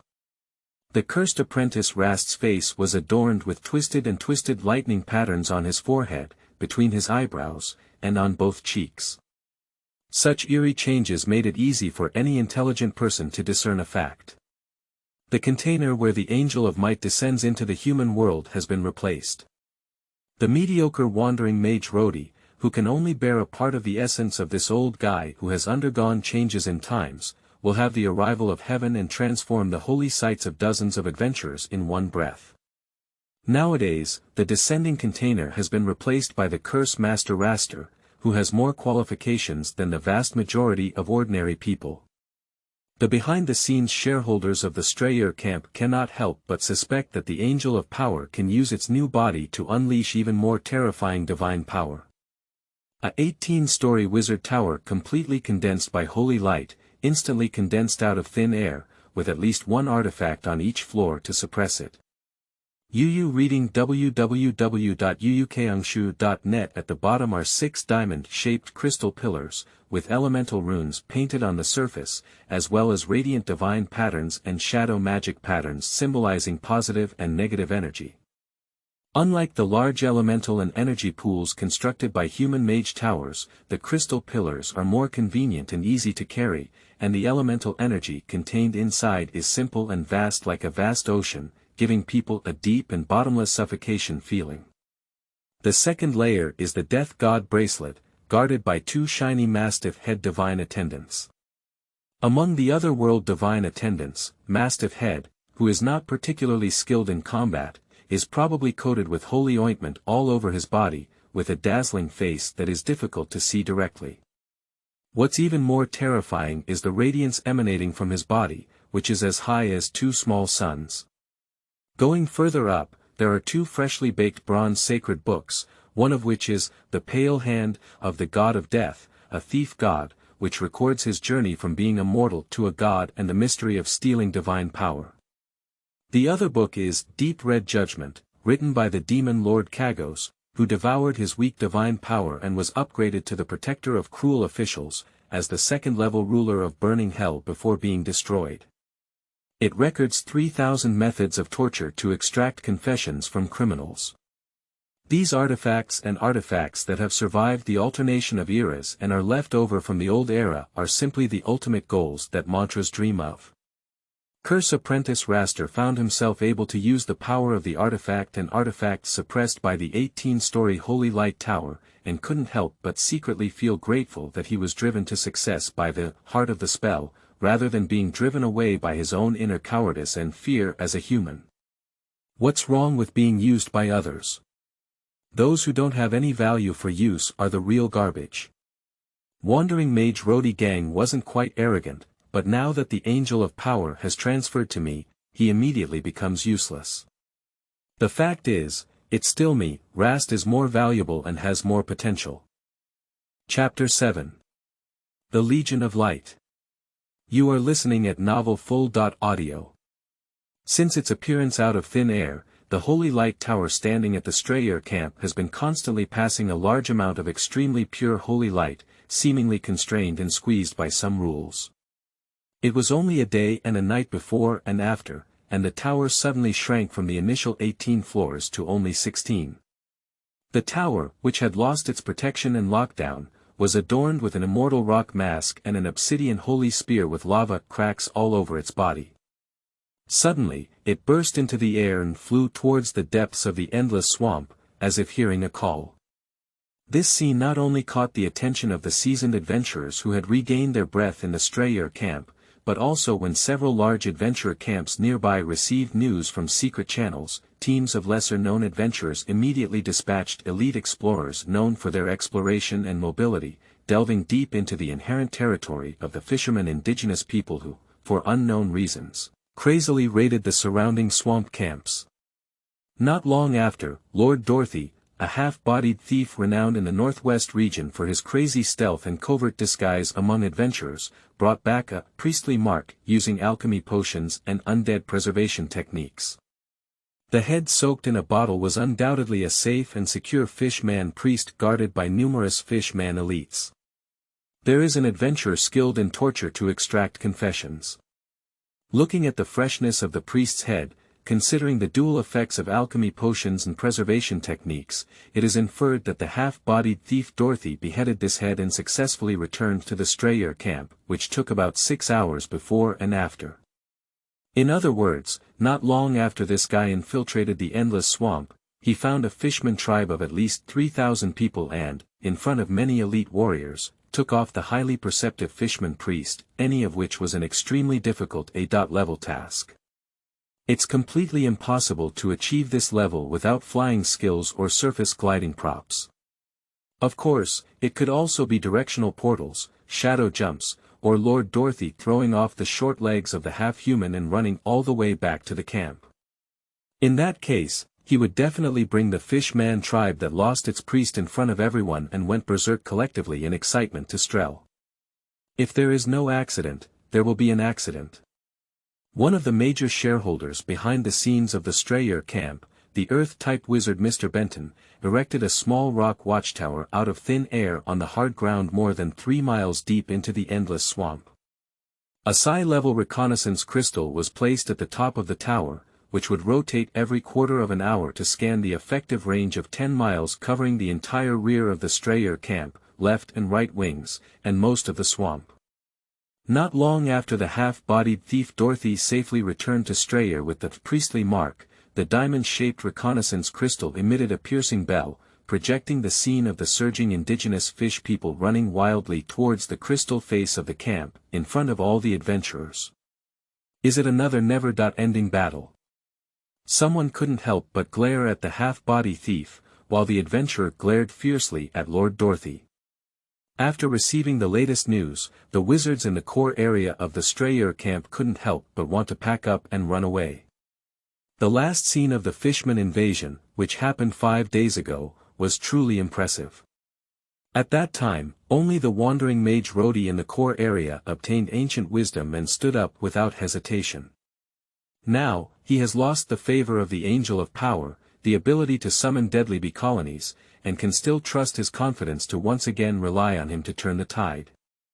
At this moment, the cursed mage Raster, who was negotiating with the behind-the-scenes shareholders of the Strayer camp in a secret magic tent to join the camp with funding, witnessed the crystal ball in front of the Earth-type wizard Benton Pavilion projecting a long-distance attack from the Fishman tribe.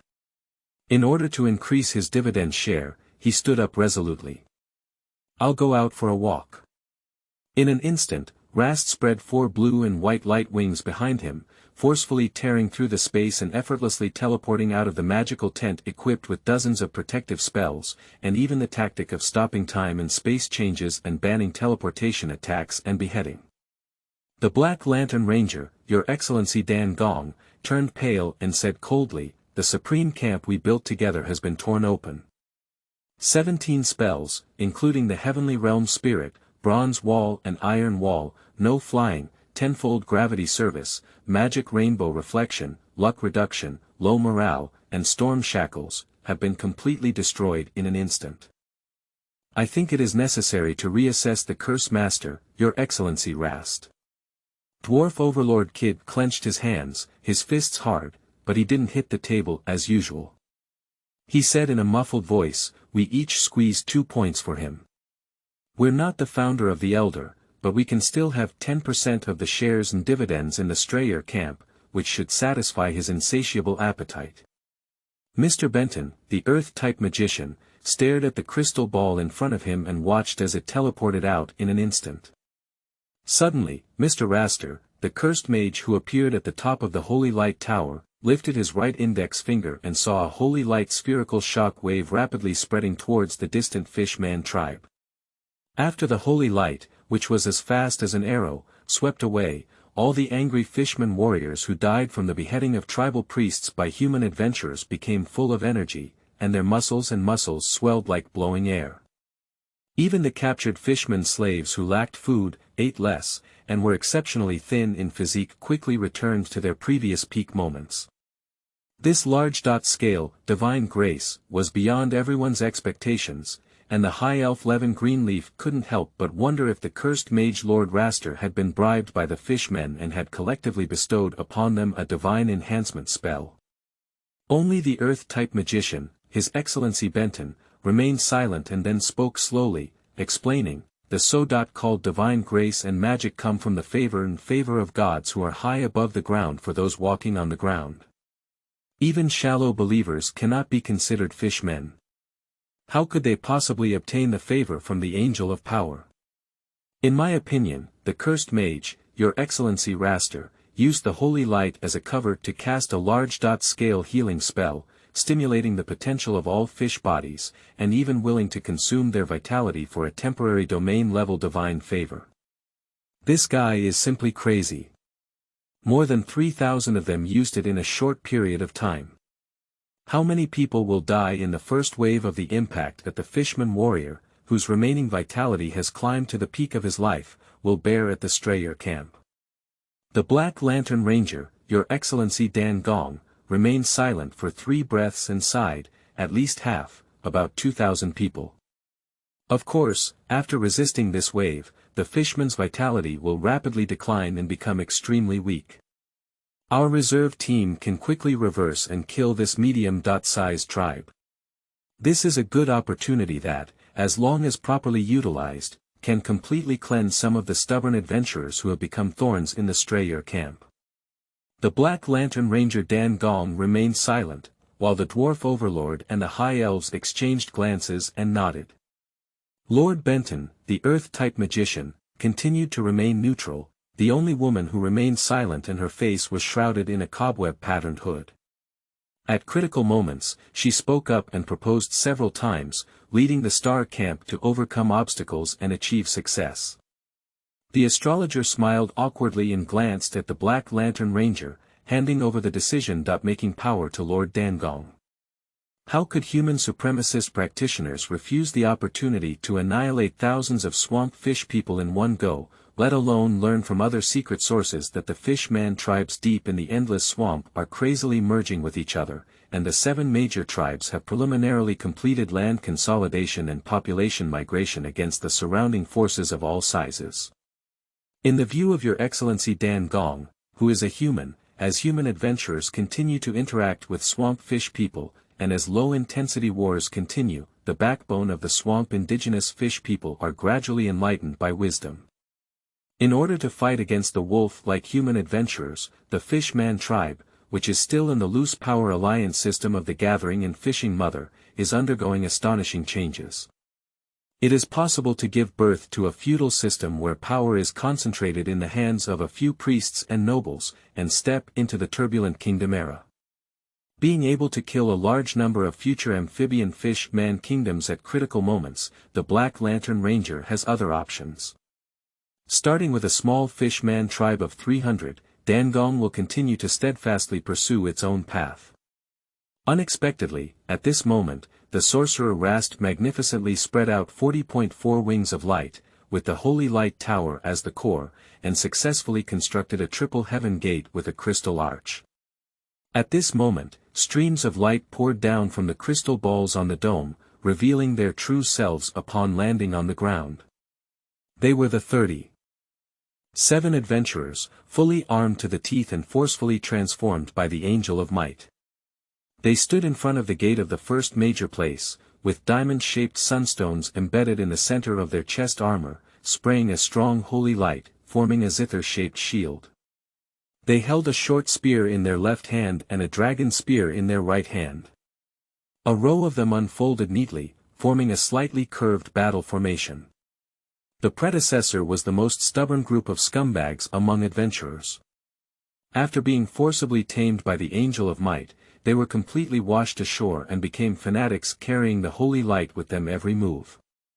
If it weren't for the calming light in the Light Wing realm being 100 times more effective than ordinary priests, they would have been unable to resist and wanted to launch a divine charge directly. The second layer is the Azure Sea Gate, with a team of 12 green-footed lizards. These Asian dragons, who have the bloodline of a sacred giant dragon, are splashing through the Emerald Lake on the second layer of the Heavenly Mountain. They have bulging huge eyes and curiously look at each other, seemingly sensing the holy light tower behind them, slowly calming down. However, one after another, the green-footed lizards unfurled their sacred crowns around their necks, and their colorful umbrella-shaped wings trembled as they shook off rainbow magic balls, providing the human adventurers in the front row with power field shields, mage armor, defense against long-range weapons, power field skewness, and a rare holy ice halo. As for the gate of the third heavenly kingdom, there seems to be no sign of it opening. In the eyes of the adventurers, the lucky Raster, who stands high on the crystal dome and above the holy light tower, is noticed by the Angel of Power and climbed onto everyone's heads overnight, is probably the top combat force that finally broke through the formation. How long has it been? I remember it wasn't long before this nouveau riche Raster showed off his ugly face and shamelessly displayed the abilities he had acquired. That's right, you're absolutely right. Back then, the wandering mage Lord Rhodey, who was favored by the Angel of Power, was also polite to the senior elites among us adventurers in our daily conversations. Your Highness, the Royal Angel, is also blind. You can choose anyone, why did you fall in love with Rast? This kid tricked dozens of adventurers and gave them all to the Royal Angel. Otherwise, he wouldn't have any followers he could drive. After learning that the Swamp Fishman tribe had invaded again, adventurers spontaneously gathered together and took advantage of the terrain, preparing to resist the surging invaders.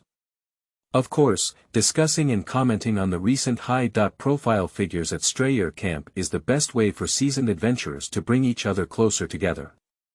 Among them, the wandering mage Roddy, who has a low attitude, has been repeatedly praised, but instead has taken over the Holy Light Legion from His Highness the Angel of Power. With Raster bargaining with the behind-the-scenes shareholders of Strayer Camp, he has become a detestable and hateful guy in everyone's mouths. However, when the rock outpost 3 miles away from the endless swamp was washed away by a wave of rushing fish men, everyone realized that the attacking enemy should not be underestimated. They obediently closed their mouths, hoping that the cursed mage, Lord Raster, could unleash his divine power and kill the ugly and fierce fish man tribe, leaving no trace. This is probably the common mentality of strong-willed human adventurers who are very talkative and physically honest. They despise and discriminate against their weaker counterparts, and worship those who are so powerful that they are difficult to understand and touch. Only those with similar strength will be regarded as peers, while also being careful of each other's peers. At the same time, the wandering mage Roddy, who was almost knocked back to his original form, slept for a few days and found that the hexagonal lattice in his palms not only did not become shallow and disappear, but also became deeper and deeper, as if it were engraved on it. He always felt that bees would fly out anytime and anywhere, and he would occasionally look at it with suspicion to feel a little relieved. "I'm probably sick." As the saying goes, suspicion leads to dark illness. How can I cure my heart disease? Number 9, my friend, do you have any good advice? The Sleepless 9, connected by the light wing and able to communicate spiritually anytime and anywhere, still travels on the tombstones of the undead found everywhere in the ruins of Stormwind Fortress. Through this tool man's transit, he talks to the ancient Magic Empire guard mage who occasionally wakes up. Wandering mage Roddy not only learns a lot of magic knowledge, but also knows some secrets of the late Magic Empire. If there is an assessment about the end of the Empire, Roddy believes he can pass it smoothly. After all, he has mastered the minority knowledge that only the parties involved know, which is equivalent to an undefended open-book exam. However, Sleepless Number 9 remained silent for a long time before a sentence came. Taking advantage of the new container of the Holy Descent and considering the overall situation, the best choice is to leave this place as soon as possible. Wandering wizard Roddy remembered the words whispered in his ear before the Angel of Might descended upon him, "I have not crushed all the overwhelming power that I am not convinced of. I am being played with like a monkey in front of everyone." At this moment, I was still somewhat nostalgic for the hard-to-leave Strayer Camp, but it has become the biggest motivation for me to firmly run away. Chapter 8. The Great Splitting Tornado. You are listening at novelfull.audio. If it were a few days ago when the wandering mage's hometown was unknown, he could get up and pack his luggage anytime and anywhere, and leave the Strayer Camp without looking back, without attracting any attention. However, after experiencing the great call of the Plague Bee swarm and breaking the sharp sword of the Fish-Man tribe that invaded the core area of the camp, accompanied by the holy surrender of the focused Imperial Angel, Roddy, who remained humble, not only rose to fame in Stroer, but also gained considerable fame and reputation in several adventurer settlements near the northwest region under the intentional or unintentional promotion of the behind-the-scenes shareholders of the camp. This is the biggest weakness of wandering mages who are organized, kind-hearted, and have a knightly demeanor. It can also be said that they abide by conventional human relationships and will eventually be constrained by these imaginary shackles, even if Roddy gradually recognizes his own nature and prepares to live for himself in the future. Sleepless Number 9 has received permission from the Angel of Might, allowing Roddy to give Rast, who is gradually becoming arrogant, some color to see, or even hit him with a stick, as a warning to the sorcerer that he is not unique or irreplaceable. So, in order to turn around and leave in a magnificent way, and to be understood and forgiven by others, the wandering mage summoned a piece of light wing left for him by the powerful Imperial Angel, according to his own wishes, forming a shining halo behind his head. Then, Roddy clasped his hands and fists in front of his chest, like the most devout atonement saint walking on the path of repentance, walking step by step towards the front line of the battle that could erupt at any time. Many adventurers, upon seeing the wandering mage approaching, were initially curious, followed by waves of excitement. Those with a dark heart were already speculating that Lord Roddy would exert great power in front of everyone. However, everyone only saw Lord Roddy taking a step, which was 10 feet away, like the Holy Spirit riding on a warm breeze, brushing past everyone in front of him unscathed, as if nothing had arrived at the door of the triple heavenly kingdom. Yalong, who possesses the bloodline of a sacred giant dragon, has 12 blue-footed lizards with protruding big eyes, curiously looking at this not-so-devout pilgrim. The energy emitted from the Holy Light Tower every moment resonates harmoniously with the saintly Lord Roddy, giving him unparalleled authority. The two strongest and most central green-footed lizards carefully moved half of their positions to the left and right, causing the other 10 Asian dragons to have to move outward in order to regain their position. Some dissatisfaction, for the sake of the Imperial Angel, dissipated without a trace. They may not have given the summoner Rast the face, but without hesitation, they showed considerable respect to Lord Roddy in front of many adventurers, so much so that Rast, who stood on the arch of the heavenly gate, slightly ate and pursed his lips without any reaction. If it weren't for the intense holy light covering his face and the dazzling holy face shining like sunlight, even the dwarf king kid wouldn't have been able to see through. This level of genuine expression would inevitably affect Rast's image in the eyes of many unsuspecting admirers. As everyone saw, Lord Roddy walked through the dragon corridor formed by the Yalong Protocol, which had the blood of a sacred dragon, and came behind the Holy Light Legion. The 30.7 Holy Light Warriors connected to the Raster Light Wing will not give way to Lord Roddy. Moreover, the Fishman tribe, whose heads have been taken off by human adventurers and they have collectively gone berserk, will flock at any time. It is really unnecessary and there is no reason to disrupt the formation. Roddy thought through the spell feedback from Sleepless 9 and said, the Fly Prince Bowser, the Angel of Power, seems to be one of the countless faces of the mastermind behind the scenes. I won't delve into what kind of noble existence he is, but Raster received the gift of the heavenly envoy of power. It seems that the only thing I can unleash is the Fly Prince. It's clear from hearing this that it's not the ability of a virtuous person.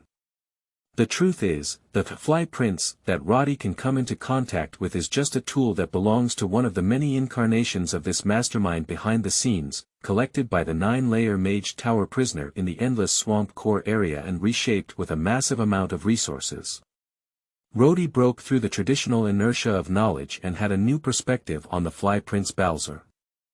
The filthy and filthy flesh of hell demons can also bloom like a spring of holy flowers. In the next moment, a massive amount of scattered holy light condensed out of nowhere into a square cube, without any gaps, as if it were cast as a whole. Above the cube is a spiral star disk, with symmetrical flies on both sides. It is made of holy silver and has a long needle-like beak, resembling a piercing sword in the arsenal of heaven. As the 8 silver radiance holy light sprays thin from the edges, the battle armor belonging to Roddy appears out of thin air. It is undoubtedly a silver-chewing fly with 3 pairs of light and transparent crystal wings, a follower of the southern dragon nest on the 3rd layer of the heavenly mountain. They belong to the subspecies of the dragonfly and are divine creatures in the heavenly kingdom sequence, along with the colorful fly and the cold light fly. In the blink of an eye, the fully armed Roddy turned into nothing, becoming countless particles of the holy light, easily passing through the arc-shaped formation formed by the Holy Light Legion and appearing in front of them, regrouping into human form. Such a magical scene made several Lightwing warriors who were closer in distance widen their eyes, looking incredulously at each other and exchanging glances of what exactly happened. His Royal Highness, the Silver Fly King, I sincerely offer my knee to you. Please make sure to stir up a hurricane that tears the atmosphere and extinguishes the eternal fire. In the wind field, a great split tornado. In an instant, in the palm of Roddy's left hand, which was lifted upwards, there was a clear hexagonal lattice pattern, which was like a miracle of a holy scar. Out of thin air, a palm-sized, blue wind elf appeared. Among the members of the Holy Light Legion standing behind, someone couldn't help but roll their eyes in disappointment. Despite the grand and powerful holy prayer, they thought it would bring down a terrifying miracle, but only summoned a wind elf cub that could be easily strangled to death. The newly born wind elf baby. I guess I didn't even take off my diaper. However, the green-footed lizard behind them knew the pros and cons, one after another vigorously spreading its limbs and feet, gripping the ground with its 5 toes. Even the umbrella-shaped holy crown that shook off the rainbow magic ball was gathered together, obediently pressing against its neck, and even sinking its body downwards. It cautiously lowered its center of gravity, seeming to be afraid of being blown away. Standing on the crystal dome, the light-wing raster, who looked down upon the foolish and ignorant world, finally realized something was wrong. He felt that he was completely out of control, and the holy light energy that crazily dissipated, fragmented and granulated, crazily injected into the wind elf's left palm under Lord Rhodey. Losing the favor of the Imperial Angel, with only a few remnants, leaving you to reminisce alone is already very kind.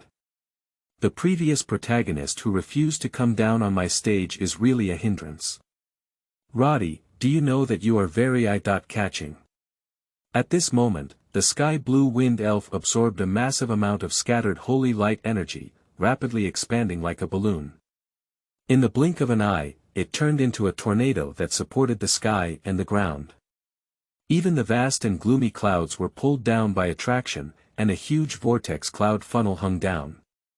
When the heavenly dragon roll that descended from the sky and the earth dragon roll held by Lord Rhodey's left hand met the sentinels of both sides, the combination of heaven, time, and earth quickly formed a supersized whirlpool, like a black pot tied to the head of the fish-man tribe that just rushed into the effective range. In an instant, the air was sucked away and turned into a relative vacuum. In a narrow area within a certain radius, each fish-man warrior was 100 times stronger than the divine grace and holy light, constantly consuming his vitality. The sparse hair between the scales on his head stood upright, and his nose, eyelids, and mouth skin unconsciously lifted upwards, as if being hooked by some fish hook and pulled upwards. Immediately afterwards, their tongues protruded, their eyes bulging high, and they looked as if they couldn't breathe a breath of fresh air and were about to suffocate to death. The sky and earth tornado crazily draws the air close to the ground, and the surrounding air will naturally fill in. However, the natural spell nausea from the wind field will become nauseous. Once formed, it will stabilize on its own, forming a local, weather, or phenomenon. Originally, the Fishman warriors did not suffer from suffocation so quickly, but the holy light and divine grace stimulated their vitality, strengthening the bodies of the indigenous fishmen several times, 10 times, and dozens of times. Each one of them became a big consumer who needed to take a big breath every time they moved and kept in a combat state at all times.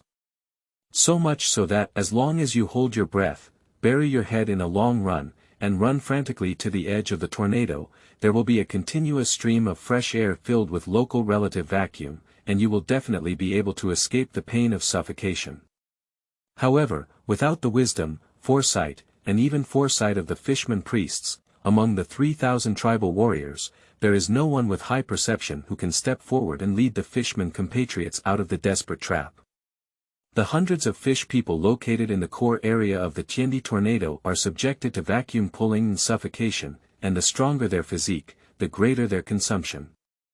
They naturally take a step first, just like fish that can only live in water and suffocate to death on the air-filled water after leaving the water. Rows of fallen mermaids, like a chain effect or some eerie epidemic, one after another topple these indigenous mermaids who look like barbaric warriors. The adventurers at the Strayer camp saw this scene, not only their glasses falling to the ground, shattered into glass shards, but even their eyes widened. No matter how rich their imagination was, they could not have imagined that just a tornado would push thousands of brave and skilled mermaids to the death line, enjoying the scenery of the underworld temple. Okay. Among the adventurers, there were already many who were not content with the favor of the Angel of Rast's grasp of power and took away the glory of the wandering mage. When they saw Lord Roddy raise his hand and summon a wind elf baby, it transformed into a miraculous phenomenon that miraculously triggered such a large-scale local aura, and they killed hundreds or even thousands of fishmen warriors. At this moment, the belated indigenous fish people also knew their strengths and weaknesses. They split into two groups and fled, retreating all the way back, struggling to reach the edge of the tornado. Sure enough to catch their breath in time, they didn't dare to bypass the area ravaged by the hurricane. They scared the fish and plunged into the depths of the endless swamp. Forgive them, the fishmen warriors are truly suffocated by the bloodshed of murder. Countless people have fallen to their feet, frantically scratching their throats and wanting to take a breath of air, destroying the anger that was burning like fire a quarter of an hour ago.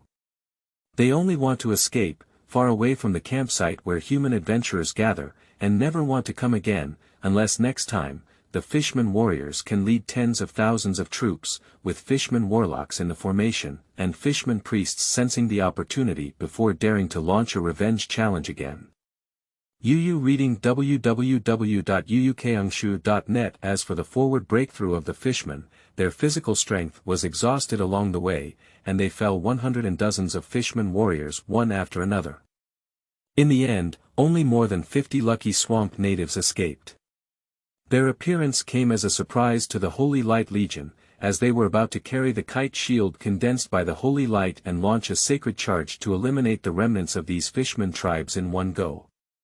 At this moment, a plump and muscular mermaid warrior stared at Lord Rhodey, who had spread out 3 pairs of crystal wings, with a face full of hatred and hatred. He recognized him as the culprit who brought in the heavenly tornado and killed countless compatriots. This intuition towards the culprit was truly effective. I saw this guy turn around in place, shaking his muscles all over his body. His animal skin jacket shattered on the spot, revealing his muscular and tangled back. It looked like a devilish face with distinct patterns. The fishman warrior clenched his fists and raised them high, his huge forearms swollen and congested. The blood rubbed fiercely, and a thick flame of blood burned out of thin air on his shoulders, rising along his arms until it reached the knuckles of his fist. The skin on the arms cracked open, and below flowed a lava-like glow, like the horns of the burning hell-blood demon lord's talent ultimate fighting art. The rare warning from Sleepless 9 reminded Roddy of the taboo knowledge taught by the ancient magic imperial guards. Devil's back, devil's horn. This mermaid warrior is not simple, he can even summon magic to the extreme of martial arts. In an instant, a demon-like flesh and flesh man, rivaling the behemoth of the flame demon, broke out from the back of the martial arts fishman. The body of the fish man is like a gate to a different world. Fortunately, this guy was urged to the peak by the grace of the Holy Light God, and was able to barely maintain his status as a demon in the burning hell. With his body as a support, he descended to the material world. Chapter 9. Blood River Python Killing. You are listening at novelfull.audio. Li Dao 1. Another extremely pure alien monster has arrived. What's wrong with our Strayer camp? A series of rare power gods and demons have emerged in ancient magic empires. In the magical tent, Supreme Camp, the Black Light Ranger Dan Gong saw the muscular and monstrous figure of a giant on a hill, emitting comet rings all over his body. The width and breadth of the power lines were above that of the Angel of Power. Manipulating the gravity and repulsion of local areas, and the power lines made of comet rings, is simply the most simple and brutal way to override the field, the pure essence of power. Dwarf Overlord Kid widened his eyes and scanned, then came down to assert, there are no loopholes that can be exploited. At least there are fatal loopholes on the head and feet of the Muscle Devil, which are beyond the reach of the comet's ring power path pattern. But who can easily understand the weakness of this alien monster like us, and be good at using this to break through the power field control of the power path pattern, and even kill it with one heavy blow? Dan Gong, the Black Lantern Ranger, wrote a name on his right index finger in the palm of his left hand and held it tightly, while others also wrote their favorite names with empathy. When his beloved King Kid couldn't wait to spread his 5 fingers and reveal his palm name, everyone couldn't help but laugh. Although it was a bit uncomfortable, everyone chose the same person. The most likely person is naturally Rast, who unfolds 44 light wings and is the messenger of the angel of power walking on the ground.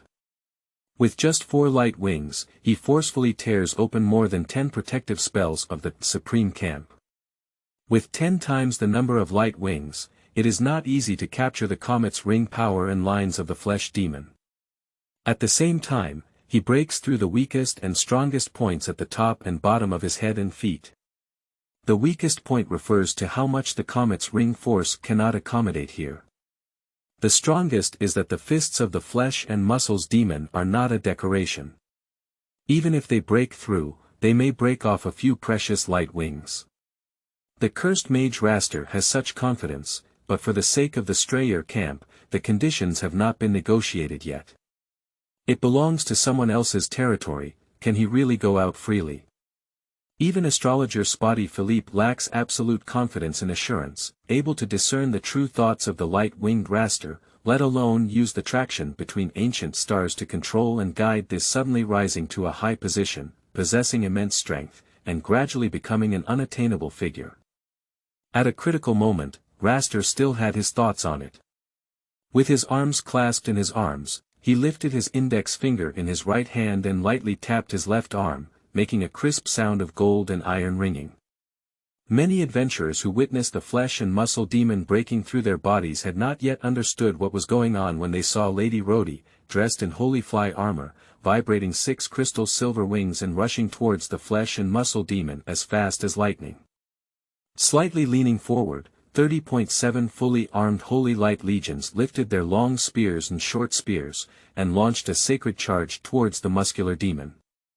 Upon seeing this scene, Raster of the light wings above the crystal dome looked mute as he ate yellow lotus, feeling an indescribable bitterness in his heart. Although he risked the lives of his followers of the holy light to launch a probing attack on the flesh and muscles of the demon-like deity, in the eyes of onlookers who were unaware of the situation, the faster-moving one landed, but he took a preemptive advantage and became a brave person who personally led the Holy Light Legion to launch an attack. If it were a coincidence, the Rast of the Light Wings could only endure it. If it were this former wandering mage who intentionally did so, the owner of the Holy Light Tower, who had more than a dozen divine artifacts and holy objects in the array, would definitely play a clever trick at critical moments to let Rhodey know that the usurper would not have a good ending. In an instant, Rhodey, who had crossed the distance of the 3 arrows and stepped into the effective attack range of the Muscle Devil's close range, was served by 10 times the gravity. The 3 pairs of crystal silver wings, which were so fast that they were invisible, seemed to be bound by invisible ropes and gradually slowed down. Even Roddy, who was flying at high speed, was caught by inexplicable force and pulled towards the ground with all his might. If it weren't for the Silver Fly King's 3 feet and 3 feet off the ground rule to counteract the power field control of the Muscle Devil, then Rhodey would have been pulled down and stepped on in the muddy swamp. Having learned from the experience of Lord Rhodey, the Holy Light Legion launched a sacred charge, instantly understood the position of the flesh and muscle demon to control the effective range, and tacitly stopped outside the effective range. On the other hand, the muscular demon moves freely within its own field of strength, clenching its fist with its left hand. Its entire muscular left arm suddenly collapses on its own, with thick muscle fibers transforming into venomous pythons with eyebrows and eyes.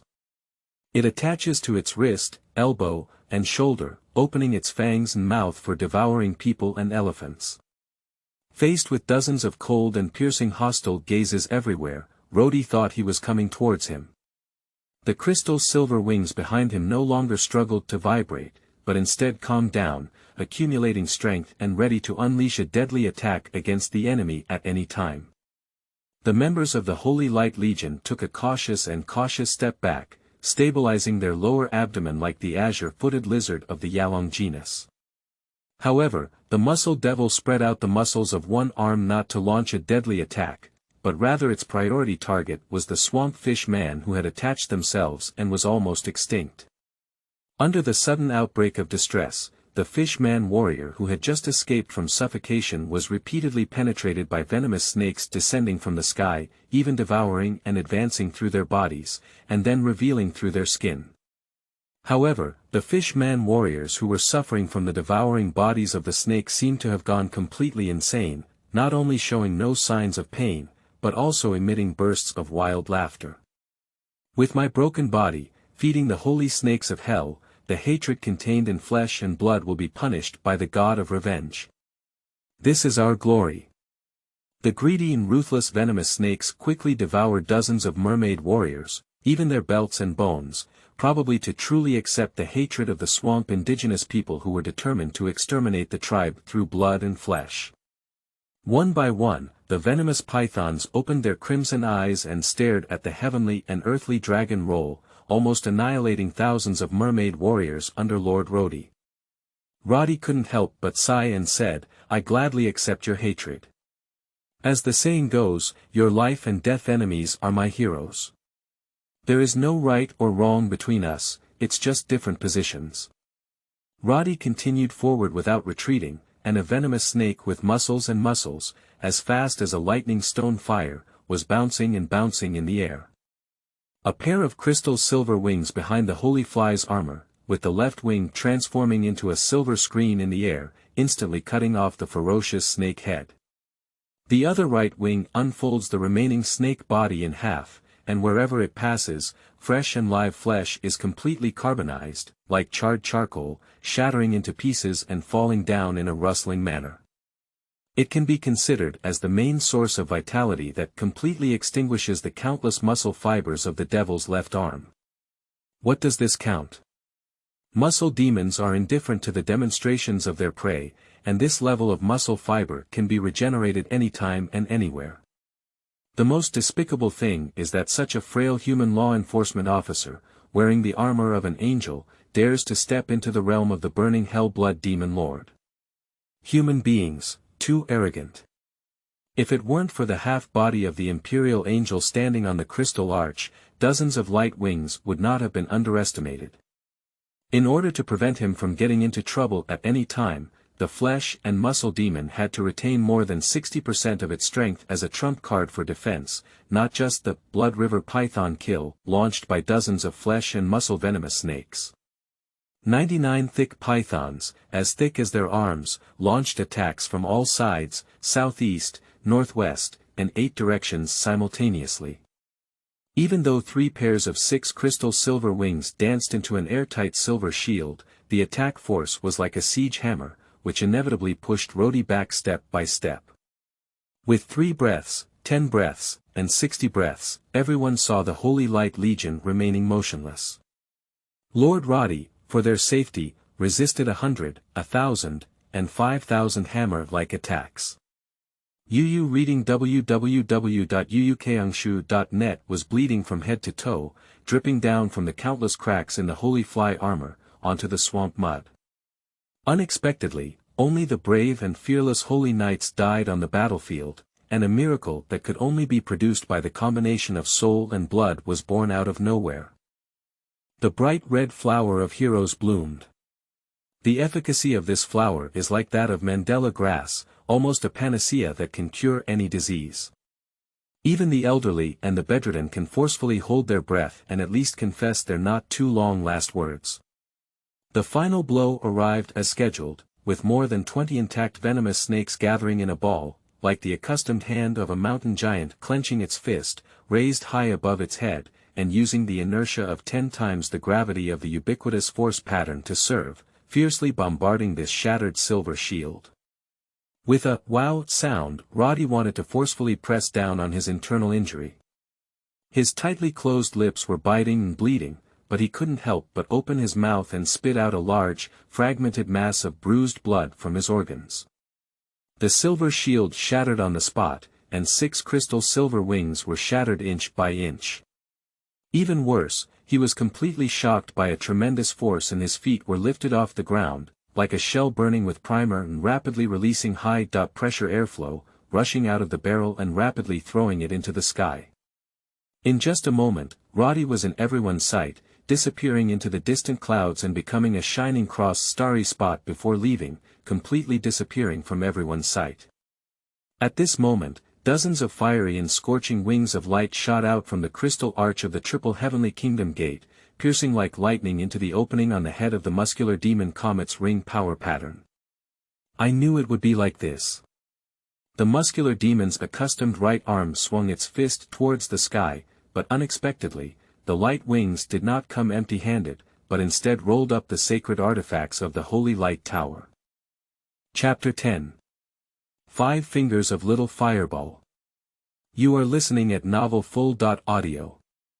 Speaking of which, the wandering mage who had already had a plan to escape from the chaos saw dozens of muscle pythons accumulating into mill-sized fists, and immediately knew that the opportunity had arrived. He exerted all his strength to drive the holy fly armor forward to block it, and with the help of the muscle-venomous snakes, he continuously restrained his feet and retreated step by step, leaving the muddy swamp slightly. At the moment when Roddy's fist, which was as heavy as a super siege hammer, hit him head-on, he opened his mouth and vomited blood on the surface, but his heart felt so happy that he suffered an internal injury. He quickly retreated and even jumped up high, using his muscles to unleash a fist pressure of up to 1,000 horsepower, and took the opportunity to fly diagonally into the deep sky. This is the real reason why when the muscle devil punches, he always feels like a wandering mage is a paper man, unable to withstand the force. Flying a little distance away, Roddy felt the high pressure of the muscular demon's fist gradually weaken and weaken. He had already left Raster's light wing field and without hesitation, turned around in the air and flew straight forward. The fragments of holy fly armor remaining on the wandering mage's body immediately shed the toughness of the heavenly metal sequence and transformed into countless holy light particles, scattering into the ubiquitous sunset like tired birds returning to the forest, hidden in the noisy smoke and dust.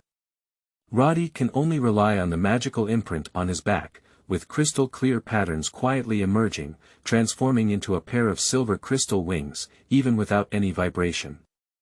Part of the essence of action power, symbolized by the silver fly King Bowser, still endows Roddy with the ability to fly while wandering in the clouds. This is also the last glimpse of many sharp-eyed adventurers seeing the wandering mage's high-speed departure and the appearance of a cross-starry light. Leaving the chaotic and endless swamp where the fish man was about to rise, Roddy was filled with excitement and couldn't help but burst out laughing. He felt like he was being released from one shackle after another, like a hidden bird escaping from a cage, returning to the forest to sing loudly. There is nothing empty above the sky, as local areas collide with hot and cold air masses, and black thunderstorms appear on the equally matched front line. The wandering mage vaguely saw a blue-black thunder dragon spreading its pink wing membrane, taking the opportunity to absorb the ubiquitous power of thunder. Its 7 orifices developed inexplicable suction, swallowing large marshmallow-like thick clouds. In an instant, it reached a point of not spitting out, and then opened its abyssal-like mouth, spitting out lightning that whipped the earth one after another. Under the dark rain clouds, a swiftlet brushes past the lake like a pitch-black elf, blooming in an instant. Under the fleeting thunder and lightning, it rushes into the dense forest. A towering spruce, probably too close to the sky, was spit out by a thunder dragon like an axe of lightning, cutting off a large section of the tree top. The carbonized wood instantly ignited an orange flame, like an indestructible torch, illuminating a corner of the forest. The wandering mage made up his mind not to cause trouble and leaped past this thunder dragon, probably too quickly. He was revered by the world as the dragon of disaster, the judge in the deep sky, and the left hand of the thunder god, Fairbaham's Striton. He had no sensation at all, hiding his 7 pocket-sized right eye, leaving only 2 sparkling wings and quickly disappearing. It tilted its head in surprise, seemingly smelling the demonic smell of sulfur and flames, and then discovered that it was flying rapidly towards the north. Looking in that direction, it seemed to be a branch of the remnants of the ancient magic empire, refusing any outsiders to visit the fairy forest. Forget it, let it go. Anyway, the Constand family is a ruling family of the empire, guarding the magic ship Jingrunimalaps. Even if it is a destroyed ship in the dock, it will not age in the silent force field, leaving only rust bumps with 10% combat power, which is a terrifying presence that I dare not easily provoke. She will be like a half-paralyzed dwarf, easily crushing any demon or ant. Yes, even Lord-level demons are easily exterminable reptiles for magic ships. The wandering mage continued to fly forward without realizing it, and near the great city wall that separated the two worlds, he saw a floating island floating on the clouds, which left him somewhat stunned. On the floating island, castles are piled up and towering towers stand tall, resembling an incredibly large cone of ice cream. Roddy couldn't help but drool and flew over with some curiosity, slightly deviating from the route he had booked. Not long after, the wandering mage discovered that the so-called floating island was simply a cover-up for disguise. Roddy walked through a waterfall-like realm and found an incredibly huge void inside. At the core, there was only one dilapidated ship that could be completed by non-human beings, similar to a mother of navigation. It was as if the creator had built it himself, a miraculous floating ship that stood still on the clouds in the sky. Wanyang. An inexplicable unfamiliar memory suddenly surged in my heart, and the wandering mage's eyes were red with a headache. His mind was in a state of confusion and shock, to the point where the wings, symbolizing the power of movement, from the silver flyer King Burrs, had temporarily lost their ability to fly. He was like a broken-winged thorny bird, wrapped in a gust of wind, slowly sinking to the ground. Roddy suddenly fainted and fell into a thick cloud of wet air, with his mouth and nose covered in water, before quickly waking up again. The wandering mage opened his eyes and was surprised to see the rainy spirit appearing beside him, silver like tadpoles. They seemed to have discovered something and curiously approached Roddy, attracting more and more rainwater to chase them. The scene of a person carrying wind and rain falling from the sky, for an ordinary person whose feet stick to the earth after birth, is like a death messenger walking in the air in a storm. Unfortunately, the rainstorm poured on the ground crazily and infiltrated into the vast and soft woodland. The wandering mage glided into the area above the primeval forest. He was worried. After all, the flight ability was unstable, and he was afraid that there would be a hard landing of Mars against the Earth. That would be a big trouble. Fortunately, a large mirror-like open space appeared in Roddy's field of vision, and his heart moved slightly. As the distance approached, he discovered a rare lake in the forest, and immediately had a new idea. In the howling strong wind, the wandering mage tried his best to spread his hands and feet to the maximum limit, and adjusted to the best angle when it was temporarily impossible to resume flying. This scene is like a mischievous child sinking their shoulders and waist, lowering their center of gravity, and using flat stones to float in the water. When Roddy fell into the lake, he did not suffer any heavy injuries. He had to constantly unload the impact force, endure until he had exhausted his strength, and then slow down in a series of flying against the lake surface, finally sinking a bit dizzy. Fortunately, the wandering mage quickly surfaced and realized that he was only a short distance from the shore. He secretly felt lucky, and then his body spontaneously swam in a dog paddle style, groping towards the end of the road to survival. The rocks on the shore of the lake have experienced countless years of lake water impact, and the smooth ground is covered in slippery moss. Even if ordinary people use both hands and feet, they cannot grasp and hold them firmly. They can only keep treading on the water, searching for suitable terrain that can be utilized. Roddy is a bit different. Most of the silver tadpoles that followed her burst into the forest, turning into dense drizzle of cow hair that soaked into the soft ground. The remaining small portion continued to follow the wandering mage into the lake, and by chance, the rain elf was born. For the first time, it broke into the embrace of a mother like Earth and unexpectedly transformed and evolved. Tadpoles, as silver as mercury, have a shortened tail, but as a result, they grow two thick hind legs. They not only break free from the drifting characteristics of the wind, but also have autonomous mobility. One by one, the rain elves who had hatched and grown gathered under Roddy, who was treading on the water, like the god of love and beauty born in the foam of the surf, and raised him little by little to the height of stepping on the lake shore. "Thank you."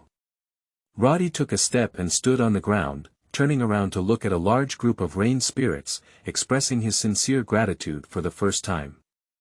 "At least, it was thanks to them that I was able to escape the terrible fate of drowning and dying without value." The fish in the lake curiously swam over, like the rain spirits of young children playing with good things, cheering and dispersing. They surrounded the small fish and shrimp in small groups, quickly becoming familiar and enthusiastic, as if finding new playmates. The wandering mage took a second look and suddenly realized that the rain spirit still had the ability to learn and imitate. The tadpoles with 2 hind legs had some gilled fish heads, followed by fish scales, and even the agile fish tail was not spared. I don't know why, but with the reflection of the spirit of rain in his eyes, Roddy was inexplicably moved.